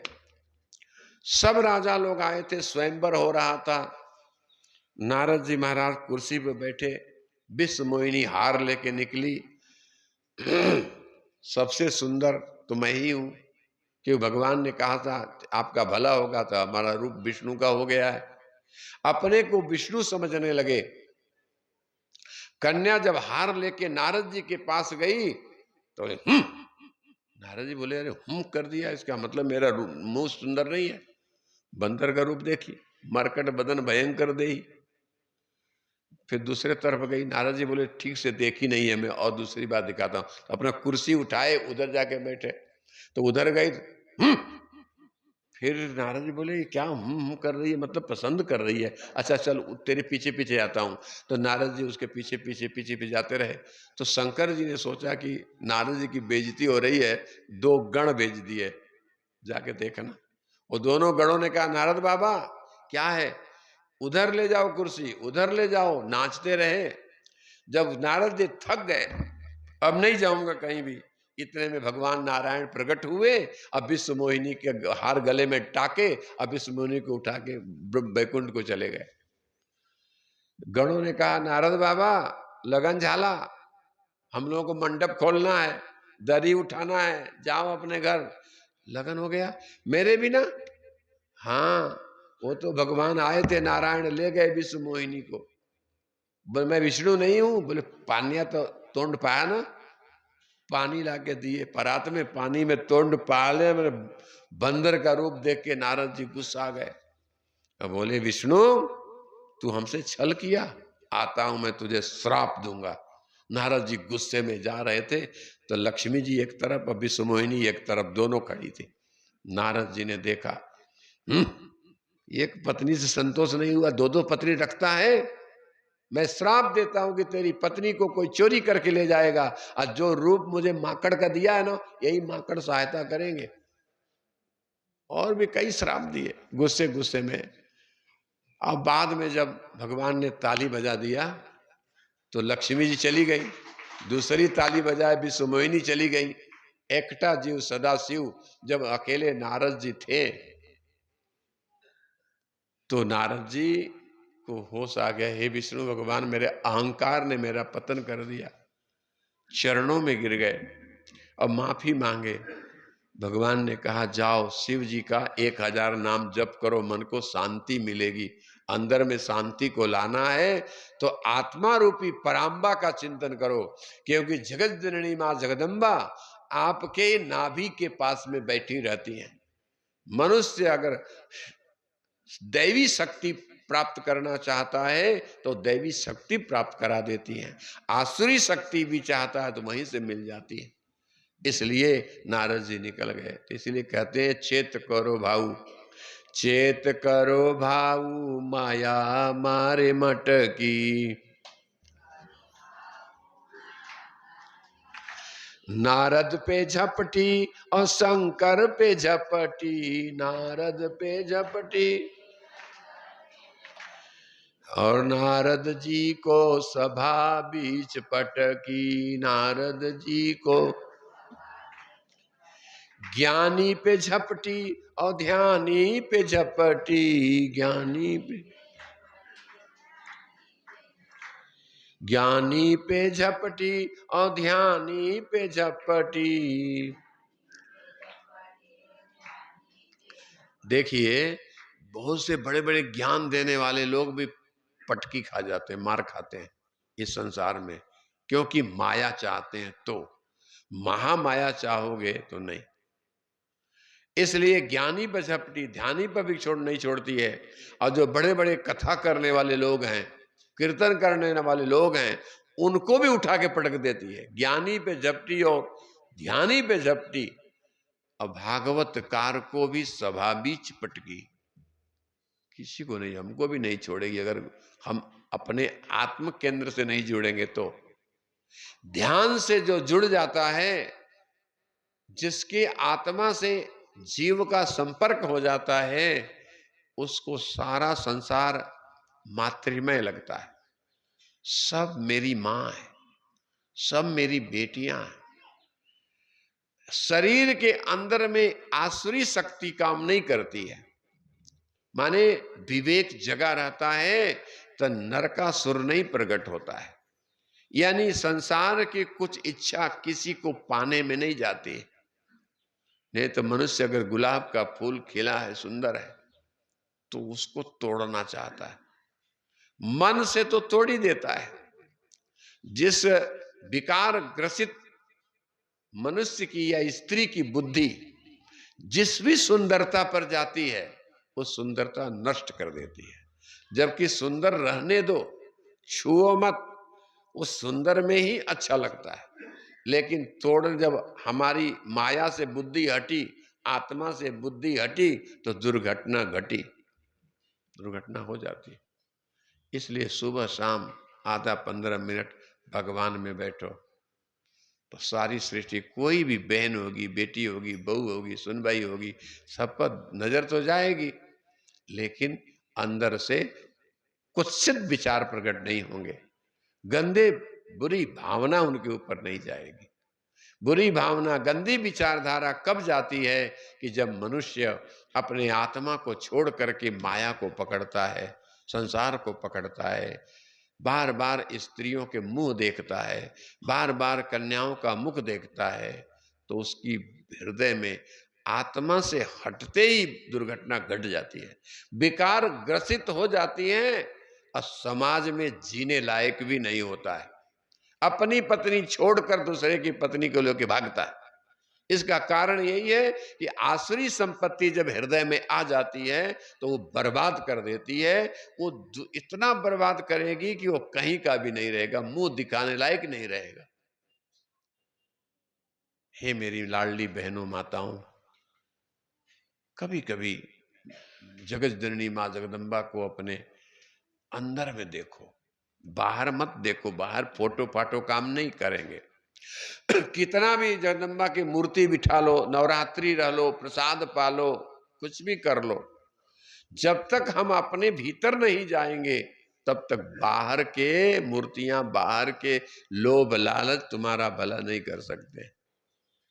कितना भी बाहर पूजा करो, एक लोटा जल चढ़ाओ, लेकिन शराब नहीं छूटेगी जब तक खुद तुम्हारी आत्मा से संबंध नहीं होगा, जब तुम खुद मन से तैयार नहीं होगे अगर जो व्यक्ति अपने मन मजबूत कर लेता है, आत्मा के पास जाता है, तो वही महामाया हमारे सारे, जैसे मलाई होता है ना, दूध का मलाई को आग पर चढ़ाते हैं और खूब पकाते हैं, धीरे धीरे वो दही रूप मलाई जल जाती है, तो शुद्ध तूप पैदा होता है, शुद्ध तूप निकलता है। और उस तूप पूड़ी पर टाको, छौंक मारो, भोजन को स्वादिष्ट तुप बना देता है।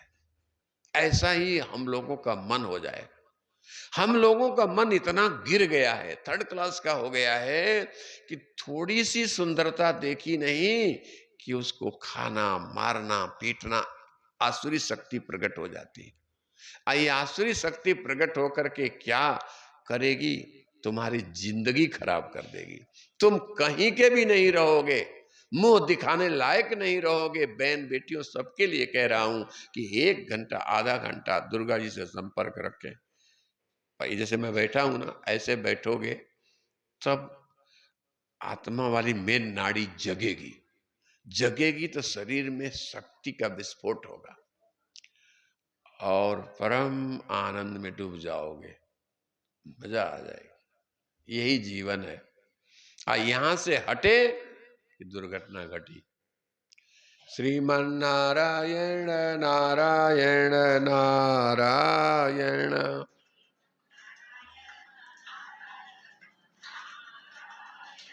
मुक्ति नारायण नारायण नारायण, नारायण श्रीमन्नारायण नारायण नारायण,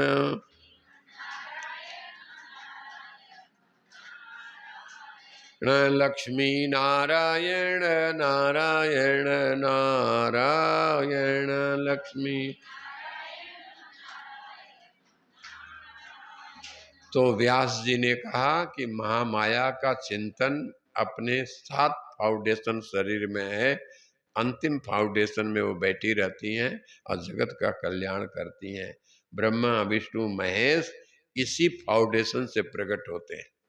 ख्याल रखना, चेत करो भाऊ माया मारे मटकी, ब्रह्मा पे झपटी और शंकर पे झपटी, पंडित जी के पुराण को लय सकटकी। कबीर दास जी से लोगों ने पूछा, कबीर साहब बचने का उपाय क्या है? तो वो कहते हैं, कहत कबीर सुनो भाई साधो, कहत कबीर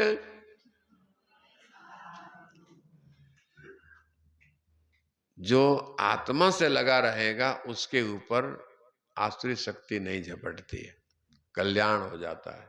कबीर साहब ने कहा है, उनका ये पद है, ये पद उन्हीं का है, हमारा तो कुछ नहीं। तो इस तरह से कल्याण होगा। सुखदेव जी को बहुत समझाए, लेकिन सुखदेव जी नहीं माने। भगवती जगदम्बा द्वारा रचित माया का बल और पराक्रम आश्चर्यजनक है।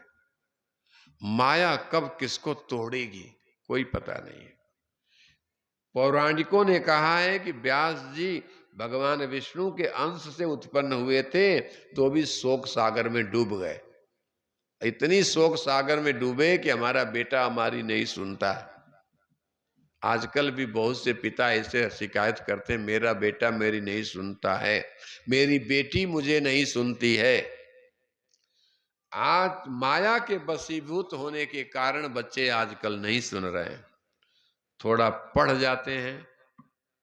और एक बात और ख्याल रखना, पढ़े लिखे लोगों ने जितना देश का नुकसान किया है कोई नहीं किया। अतिशय विकास विनाश की जननी है। जब भारत खूब विकास कर लेगा तो विनाश के तरफ जाएगा। ज्यादा विकास भी नहीं चाहिए। शासन के तंत्र को ज्यादा बिगाड़ दिए हैं लोग, आज कलयुग के नेता लोग। राशन पर चावल दे दे करके और बिगड़ रहे हैं लोग। स्कूलों में सहज भोजन देते हैं, उससे भी संस्कारहीन बच्चे हो रहे हैं। शासन तंत्र की बहुत सी भूलें हैं जिसको सुधारने की जरूरत है। आज स्कूलों में सहभोजन होता है। पता नहीं वो बनाने वाली बाई नहाती है कि नहीं नहाती है, बर्तन धुलते हैं कि नहीं धुलते हैं, बर्तन कुत्ते चाटते हैं कि नहीं चाटते हैं, चावल साफ रहता है कि नहीं रहता है, चावल ठीक से धोते नहीं है क्योंकि कई हाथों से आता है, उससे बच्चों का संस्कार बनेगा नहीं बनेगा। बच्चे कुसंस्कारी होंगे, आप फिर उनसे आशा रखो कि मास्टर को प्रणाम करे, नहीं करेंगे। आशा रखो माँ बाप को नमस्कार करेंगे, नहीं करेंगे। क्योंकि जैसा खावे अन्न वैसा होवे मन, जैसा पीवे पानी वैसा होवे वाणी। अन्न का दोष शरीर को विकृत करता है। चावल दाल को खूब 3 पानी से धो करके बनाओ तो कितने कितने हाथों में गया होगा, मूंग की दाल, तुरी की दाल, सबका उसमें हाथ लगा होगा। तो बिना धोए बनाओगे, बिना साफ किए बनाओगे तो संस्कारहीन तो तुम होगे। स्वच्छता और पवित्रता अपना एक अंग है, उसको मानना चाहिए। इसलिए सुखदेव जी महाराज व्यास जी की बातों को नहीं सुने। तो बोले व्यास कौन, मैं कौन हूं, यह संसार क्या है, इस पंच भौतिक शरीर में पिता पुत्र की भावना कहां से आ गई, यह सब माया का खेल है, मायावियों को मोहित कर देती है। इसलिए हे व्यास जी बोले बेटा मैं तुझे नहीं समझा पाऊंगा। व्यास जी रोने लगे, उनके आंखों में आंसू आ गए। हे भगवान ऐसा बेटा किसी को मत देना जो मेरी बात को नहीं सुन रहा है। मैं कह रहा हूं कि लगन कर लो, शादी कर लो और गृहस्थ में रहो तो जीवन अच्छा रहता है, पर ये सुनता ही नहीं। व्यास जी बाद में बोले कि हे बेटा भूख लगती है तो भोजन से मिटती है, पुत्र के देखने में नहीं। प्यास लगती है तो जल पीने से, पानी पीने से मिटती है, केवल पुत्र दर्शन से नहीं। इसी प्रकार सुगंधित पदार्थ से नाक को, अच्छी बातों से कान को, स्त्री से विषय सुख का आनंद मिलता है। मैं आपका बेटा हूं, बताइए मैं आपके लिए क्या करूं कि आपको रोना ना पड़े। व्यास जी ने कहा मेरी तो एक ही बात है, हे पवित्र आत्मन, तू मेरे किसी मां के पेट से उत्पन्न नहीं हुआ है, एक जलती हुई आग की चिंगारी से तुम्हारा जन्म हुआ है। बेटा मेरी बात समझ में नहीं आती है तो ये सुमेरु पर्वत के दक्षिण दिशा में एक गांव है जनकपुर, वहां चला जा। वहां जनक महाराज रहते हैं, वो तुम्हें समझा देंगे। जनक महाराज का बड़े बड़े महल हैं, अप्सराएं हैं, नगर गांव है, और वो परम विरक्त महात्मा है। उनकी शादी भी हुई है, पत्नी भी है। अगर गृहस्थ भी चाहे तो पत्नी के साथ में लेकर के जगदम्बा महामाया का चिंतन करते हुए अपना गृहस्थ धर्म महान कर सकता है। गृहस्थ अगर सारे संसार से मिट जाएंगे तो कोई ब्रह्मचारी, कोई धर्म नहीं टिकेगा। सारा धर्म गृहस्थ के ऊपर है, और वही गृहस्थ से ब्रह्मचारी निकलते हैं, वानप्रस्थी निकलते हैं, सन्यासी निकलते हैं।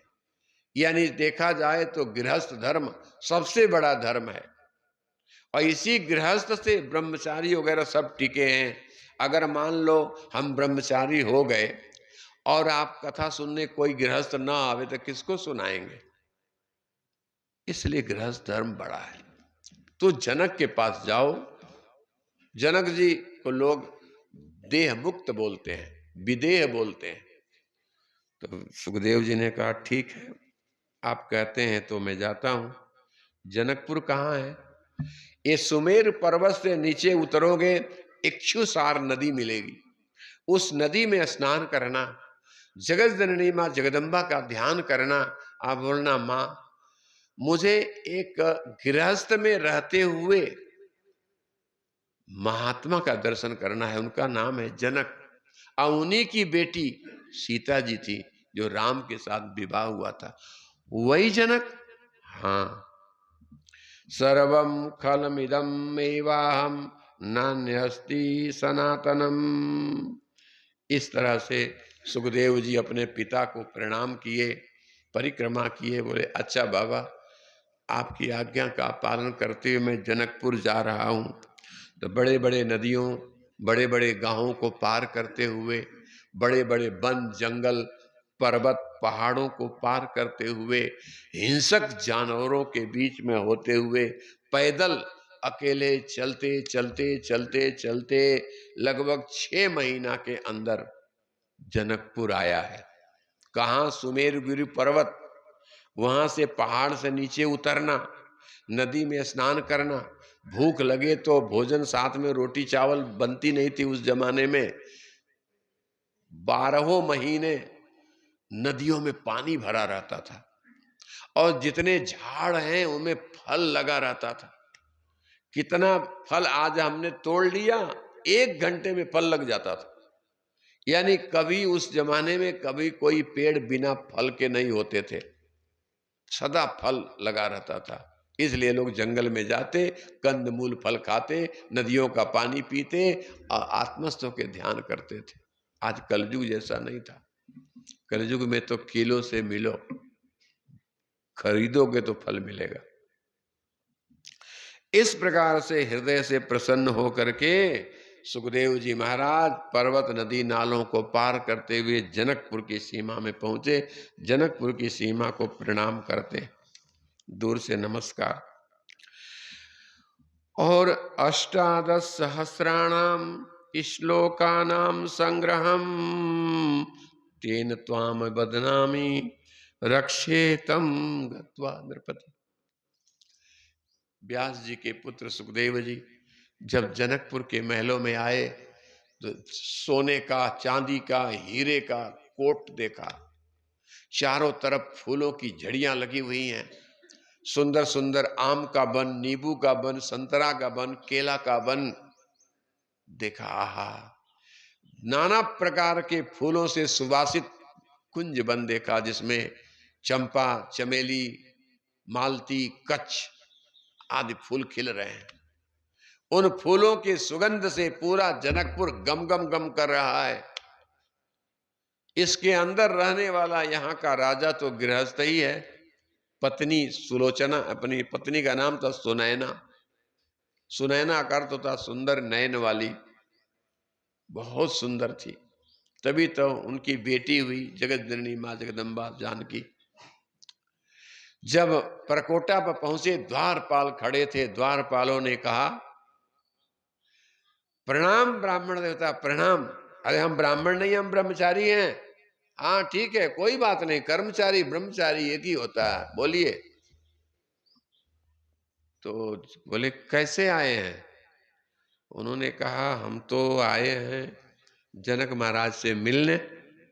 जनक महाराज से मिलने ऐरू गैरू नत्थु खैरू नहीं मिल सकता है। मिलना है जनक के, जो मिलने आते हैं बाजे गाजे के साथ में आते हैं, नाना प्रकार के बाजे गाजे घोड़े पर चढ़ के आते हैं। आप ऐसे आए भिखारी जैसा और राजा से मिलना है? द्वारपाल ने डांट दिया। सुखदेव जी ने कान पकड़ा, गलती हो गई, माफ करना, हमें इतना डांट फटकार मिलेगी सोचा नहीं था, वापस जाता हूं। नहीं नहीं ठहरो। कहां वापस जाओगे? हम मिलवाएंगे आपसे, ठहरो। व्यास सुखदेव जी को रोक दिया। क्यों रोका मेरे भाई बहनों? प्रारब्ध में होता है तो कहीं ठोकर भी मिलता है और कहीं भोजन भी अच्छा मिलता है। प्रारब्ध की बात है, तो शांत रहे। जैसे एक राजा के 5 लड़के थे। 5 लड़के से राजा ने पूछा, भाऊ तुम अपने तकदीर से जीते हो या मेरे भाग्य से जीते हो? बड़े लड़के ने कहा, नहीं पिताजी, हम आपके भाग्य से जीता हूं। दूसरे ने बोला, हम आपके भाग्य। तीसरा, चौथा, पांचवा। जो छोटा वाला 5वां था, उसने बोला, पिताजी हम अपने भाग्य से जन्म लिए हैं, अपने भाग्य से कमाएंगे, अपने भाग्य से खाएंगे, अपने भाग्य से जीते हैं। राजा ने कहा, 4 पुत्रों तुम लोग संभालो, निकल घर से। वो अपने भाग्य से आया है ना, तो हमारा मुकुट रख दे, चड्डी वड्डी सब उतार के रखे यहाँ, एक लंगोटी लगा के निकल जाए यहाँ से। उस छोटे से बच्चे ने मुकुट रख दिया, शर्ट वोट निकाल दिया, चड्डी पहन करके पिताजी को प्रणाम किया और निकल गया। सोचा कहाँ जाऊं, चलो अपने बहन के यहाँ चलते हैं, बहन देखेगी छोटा भाई आया है तो अंदर ले लेगी। उसी समय जब बहन के घर पहुंचे तो बहन घर का झाड़ू लगा करके कचरा फेंकने जा रही थी। दीदी दीदी, हट, कौन है तू? तुम्हारा छोटा भाई। भाग गया तो झाड़ू से बटोरा हुआ कचरा उसके आंख पर फेंक दी। वो छोटा बच्चा वही कचरा हाथ में बांध लिया। कोई बात नहीं बहन, प्रणाम। वो कचरा लेकर के जंगल में गया। उस जंगल में एक प्रार्थना किया, हे जगतजननी मां पराम्बा, आज हमने यही कहा कि हम अपने भाग्य से जन्म लिए, तो पिता ने मुझे घर से निकाल दिया। हे मां, ये झाड़ू बुहारू घर का कचरा मेरी बहन ने दिया है प्रसाद में, आप रखना, समय आने पर मैं दूंगा। धरती माता की कृपा से धरती फटी और उसके अंदर वो झाड़ू का कचरा रख दिया, झाड़ू और कचरा दोनों रख दिया। अब बोला अब चलते हैं अपने ससुराल। वो बेचारा ससुराल पहुंचा चड्डी पर। कौन जाने कौन पहचाने, सब लोग कपड़ों की पहचान करते हैं। कपड़े अच्छे अच्छे पहन के जाओ तो बोले आओ जीजा जी, आओ जीजा जी। और चड्डी पर गया। हे मेरे भाई बहनों, कभी कभी ये कपड़े से ही पहचानते हैं लोग, अंदर से आत्मा से पहचान नहीं हो पाती है। आत्मा ही परमात्मा है, आत्मा ही ईश्वरीय दल है।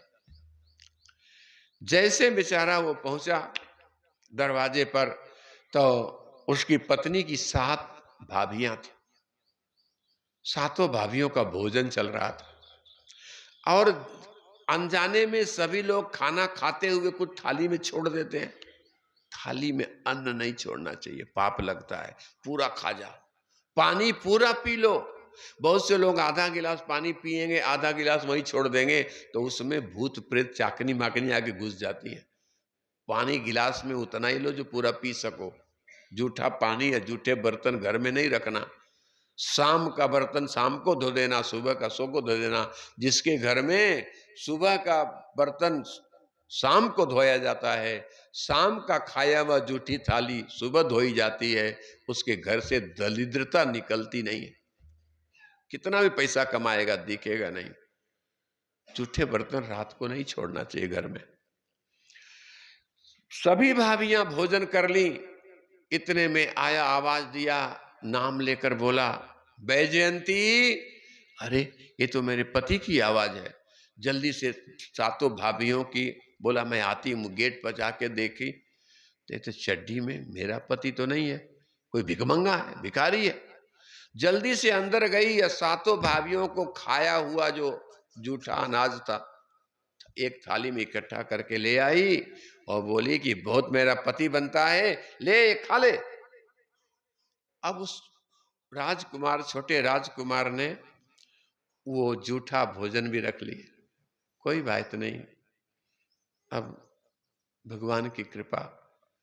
पत्नी बोली कि मेरा पति आएगा तो चड्डी पर आएगा, बाजे गाजे के साथ में आएगा। अब बेचारा वो जूठा लेके गया और जगदम्बा को प्रार्थना की, हे जगत जननी माँ ये रख लो। धरती माता अट्टहास करते हुए फटी और वो जूठा उसमें रख ली। फिर बोला अब कहाँ जाएं, बहन ने नहीं स्वागत किया और पत्नी ने भी नहीं किया। हे जगदम्बा मैया, तो अंदर से प्रेरणा हुई कि बेटा मित्र के पास जाओ। संसार में सबसे मित्र अच्छा सत्पुरुष ही होता है।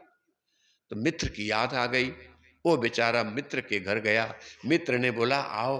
अरे भाई चड्डी में, तुरंत गले लगाया, अपना कुर्ता अपना धोती दिया, पहन ले भाई, तू मित्र है, क्या हुआ? पूरी कहानी सुनाया। मेरे पिता ने पूछा कि अपने भाग्य से जन्म लिए हो या पिता के भाग्य से? मैंने कहा अपने भाग्य से। तो पिता ने निकाल दिया। ठीक, कोई बात नहीं है, मित्र मेरे घर रहो, आराम से खूब पहनो, खाओ पियो। अब 15-20 दिन में अच्छे अच्छे कपड़े सिलवा दिया, सब भोजन हो गया।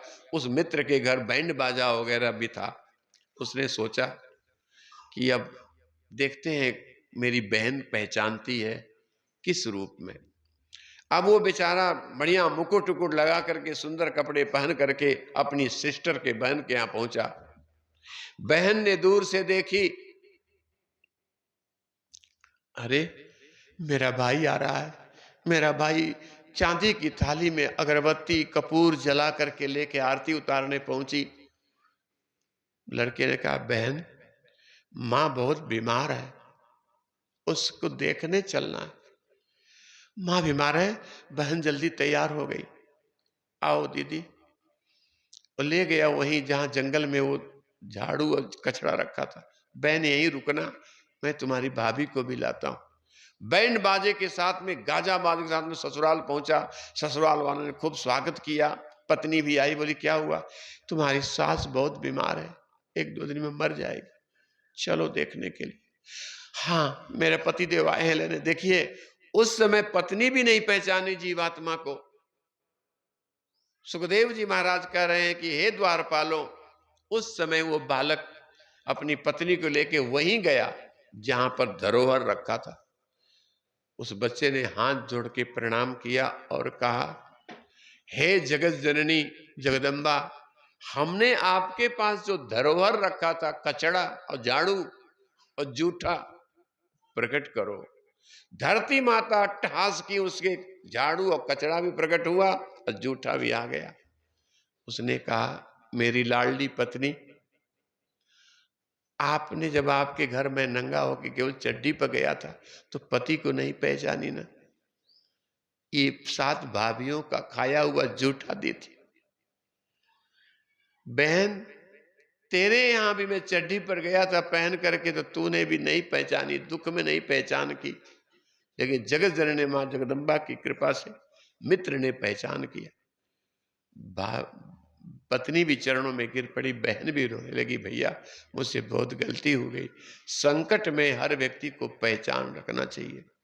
लेकिन हम जगत जननी मां जगदम्बा पर भरोसा रखता हूं और मैया के चरणों में हर बात पूछ पूछ के किया तो अपने भाग्य से उज्जवल होता गया और मेरा मित्र मिल गया। मित्र के सहायता से फिर अपने घर पहुंचा तो उतने दिनों में क्या हुआ कि सभी भाइयों का जो बाप का धन खा गए, शराब में उड़ा गए, कुछ नहीं था। 5-4 भाई इधर उधर भीख मांगते थे। जब भाई छोटा पहुंचा, बोले भाइयों भीख क्यों मांग रहे हो? बोले हे भाई, हम पिता के भाग्य से जन्म लिए, बोल दिए तो पिता का धन, कमाया हुआ धन तो पिता का है, हमने तो कुछ कमाया ही नहीं, तो क्या खाओगे? भीख मांग के खा रहे हैं। उन भाइयों को भी संभाला है, क्योंकि इस संसार की धन संपत्ति पिता का अगर ज्यादा रुपया पैसा बैंक में है तो भाइयों तुम्हारे काम का नहीं, वो पिता का है। तुम उसका दुरुपयोग करोगे तो जिंदगी खतरे में पड़ेगी, आसुरी शक्तियां प्रकट हो जाएगी और तमाम कर देंगी। सुखदेव जी कह रहे हैं कि हे द्वारपालों, इस तरह से वो बालक अपने धर्म से, अपने कर्म से, अपने भाग्य से जो विश्वास रखता है, वो व्यक्ति की सारी शक्तियां साथ देती हैं। जगदम्बा मैया 3,72,000 नाड़ियां शरीर में हैं, ये सब नाड़ियां जग जाती हैं और मनुष्य को अपने ही कमाई पर भरोसा रखना पड़ता है। दूसरे के दिए हुए और दूसरे के कमाए हुए धन पर अकड़ जाना, यह क्या बहादुरी का काम है? सोचो कि हमने क्या किया। दूसरा देता है तो खाता है। कुत्ता को देखो ना, कुत्ता को रोटी दोगे तो खाएगा, नहीं तो पूंछ हिलाएगा। अपने हाथ का, अपने पुरुषार्थ से जीवन जीना चाहिए, अपने पुरुषार्थ से भगवान तक पहुंचना चाहिए, ये धर्म है। द्वारपालों ने कहा, महाराज ब्राह्मण आपके ज्ञान सुन के मैं प्रसन्न हो गया, और हम लोग भी राजा के कमाए हुए धन पर जिंदा हैं, हम कुछ नहीं करते। इसलिए मेरे भाई बहनों, सासू माँ ससुर जी का कमाए हुए धन पर घमंड नहीं करना, अपने बल पर ध्यान रखो। अपन भी कुछ करो, मैं भी कुछ करूंगा तो कर लोगे। दैवी शक्ति को जगाओ, आसुरी शक्ति को खत्म करो। निगेटिव सोच को विसर्जन करो, पॉजिटिव सोच को लाओ कि मैं भी महान बनूंगा, मैं भी स्वामी जी जैसा बनूंगा, मैं भी काम करूं। तो कर लोगे। दृढ़ संकल्प और दृढ़ निश्चय करने वाले व्यक्ति की जीत हो जाती, ये तो हार हो जाती। सुखदेव जी द्वारपालों को समझाया, तब द्वारपाल तैयार हुए, ठीक है, अंदर ले जाने के लिए। अब मेरे भाई बहनों, गला सूख रहा है, इसलिए आज अभी कथा यहीं विश्राम करता हूँ। फिर 2 बजे 2 घंटा आप लोगों को सुना देंगे, और वहाँ से सुखदेव जी महल में जाएंगे, स्वागत सत्कार होगा, जनक की सभा में जनक का सम्मान होगा, उनके प्रवचन सुनने को मिलेगा। ये सब कथाएं दोपहर में सुनाऊंगा। बोलिए दुर्गा मैया की। अभी आप यानी कड़ू जौनजाल के तरफ से फलाहार है, सब लोग लेना, और शाम को भी चकाचक महाप्रसाद है। तो फलाहार लेकर के थोड़ा देर भजन गाना, लगभग 2 बजे के करीब आ जाऊंगा। जब तक के लिए बहनों माफ करना। बोलिए दुर्गा मैया की। हरे दुर्गा दुर्गा दुर्गा हरे हरे।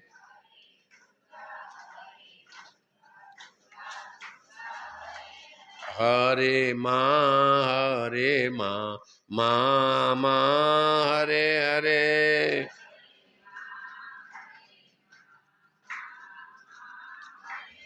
हरे दुर्गा दुर्गा दुर्गा हरे हरे।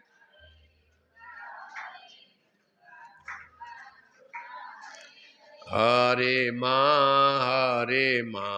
माँ माँ हरे हरे।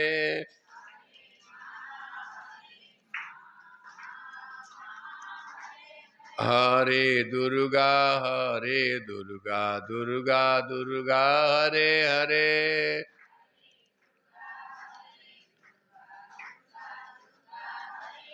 हरे देवी देवी देवी हरे हरे।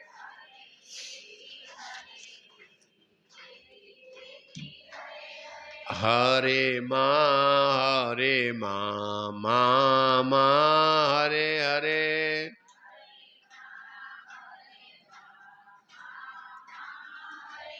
बोलिए दुर्गा मैया की। सब लोग फलाहार लेना, और फलाहार यहाँ ले आओ, पहले भोग लगा दूं। अमोल यहाँ ले आओ, हाँ इधर से आ जाओ। फलाहार भी सदगुरु वियोगी जी महाराज के चरणों में बच्चे लोग अर्पण करते हैं, खूब खूब आशीर्वाद है।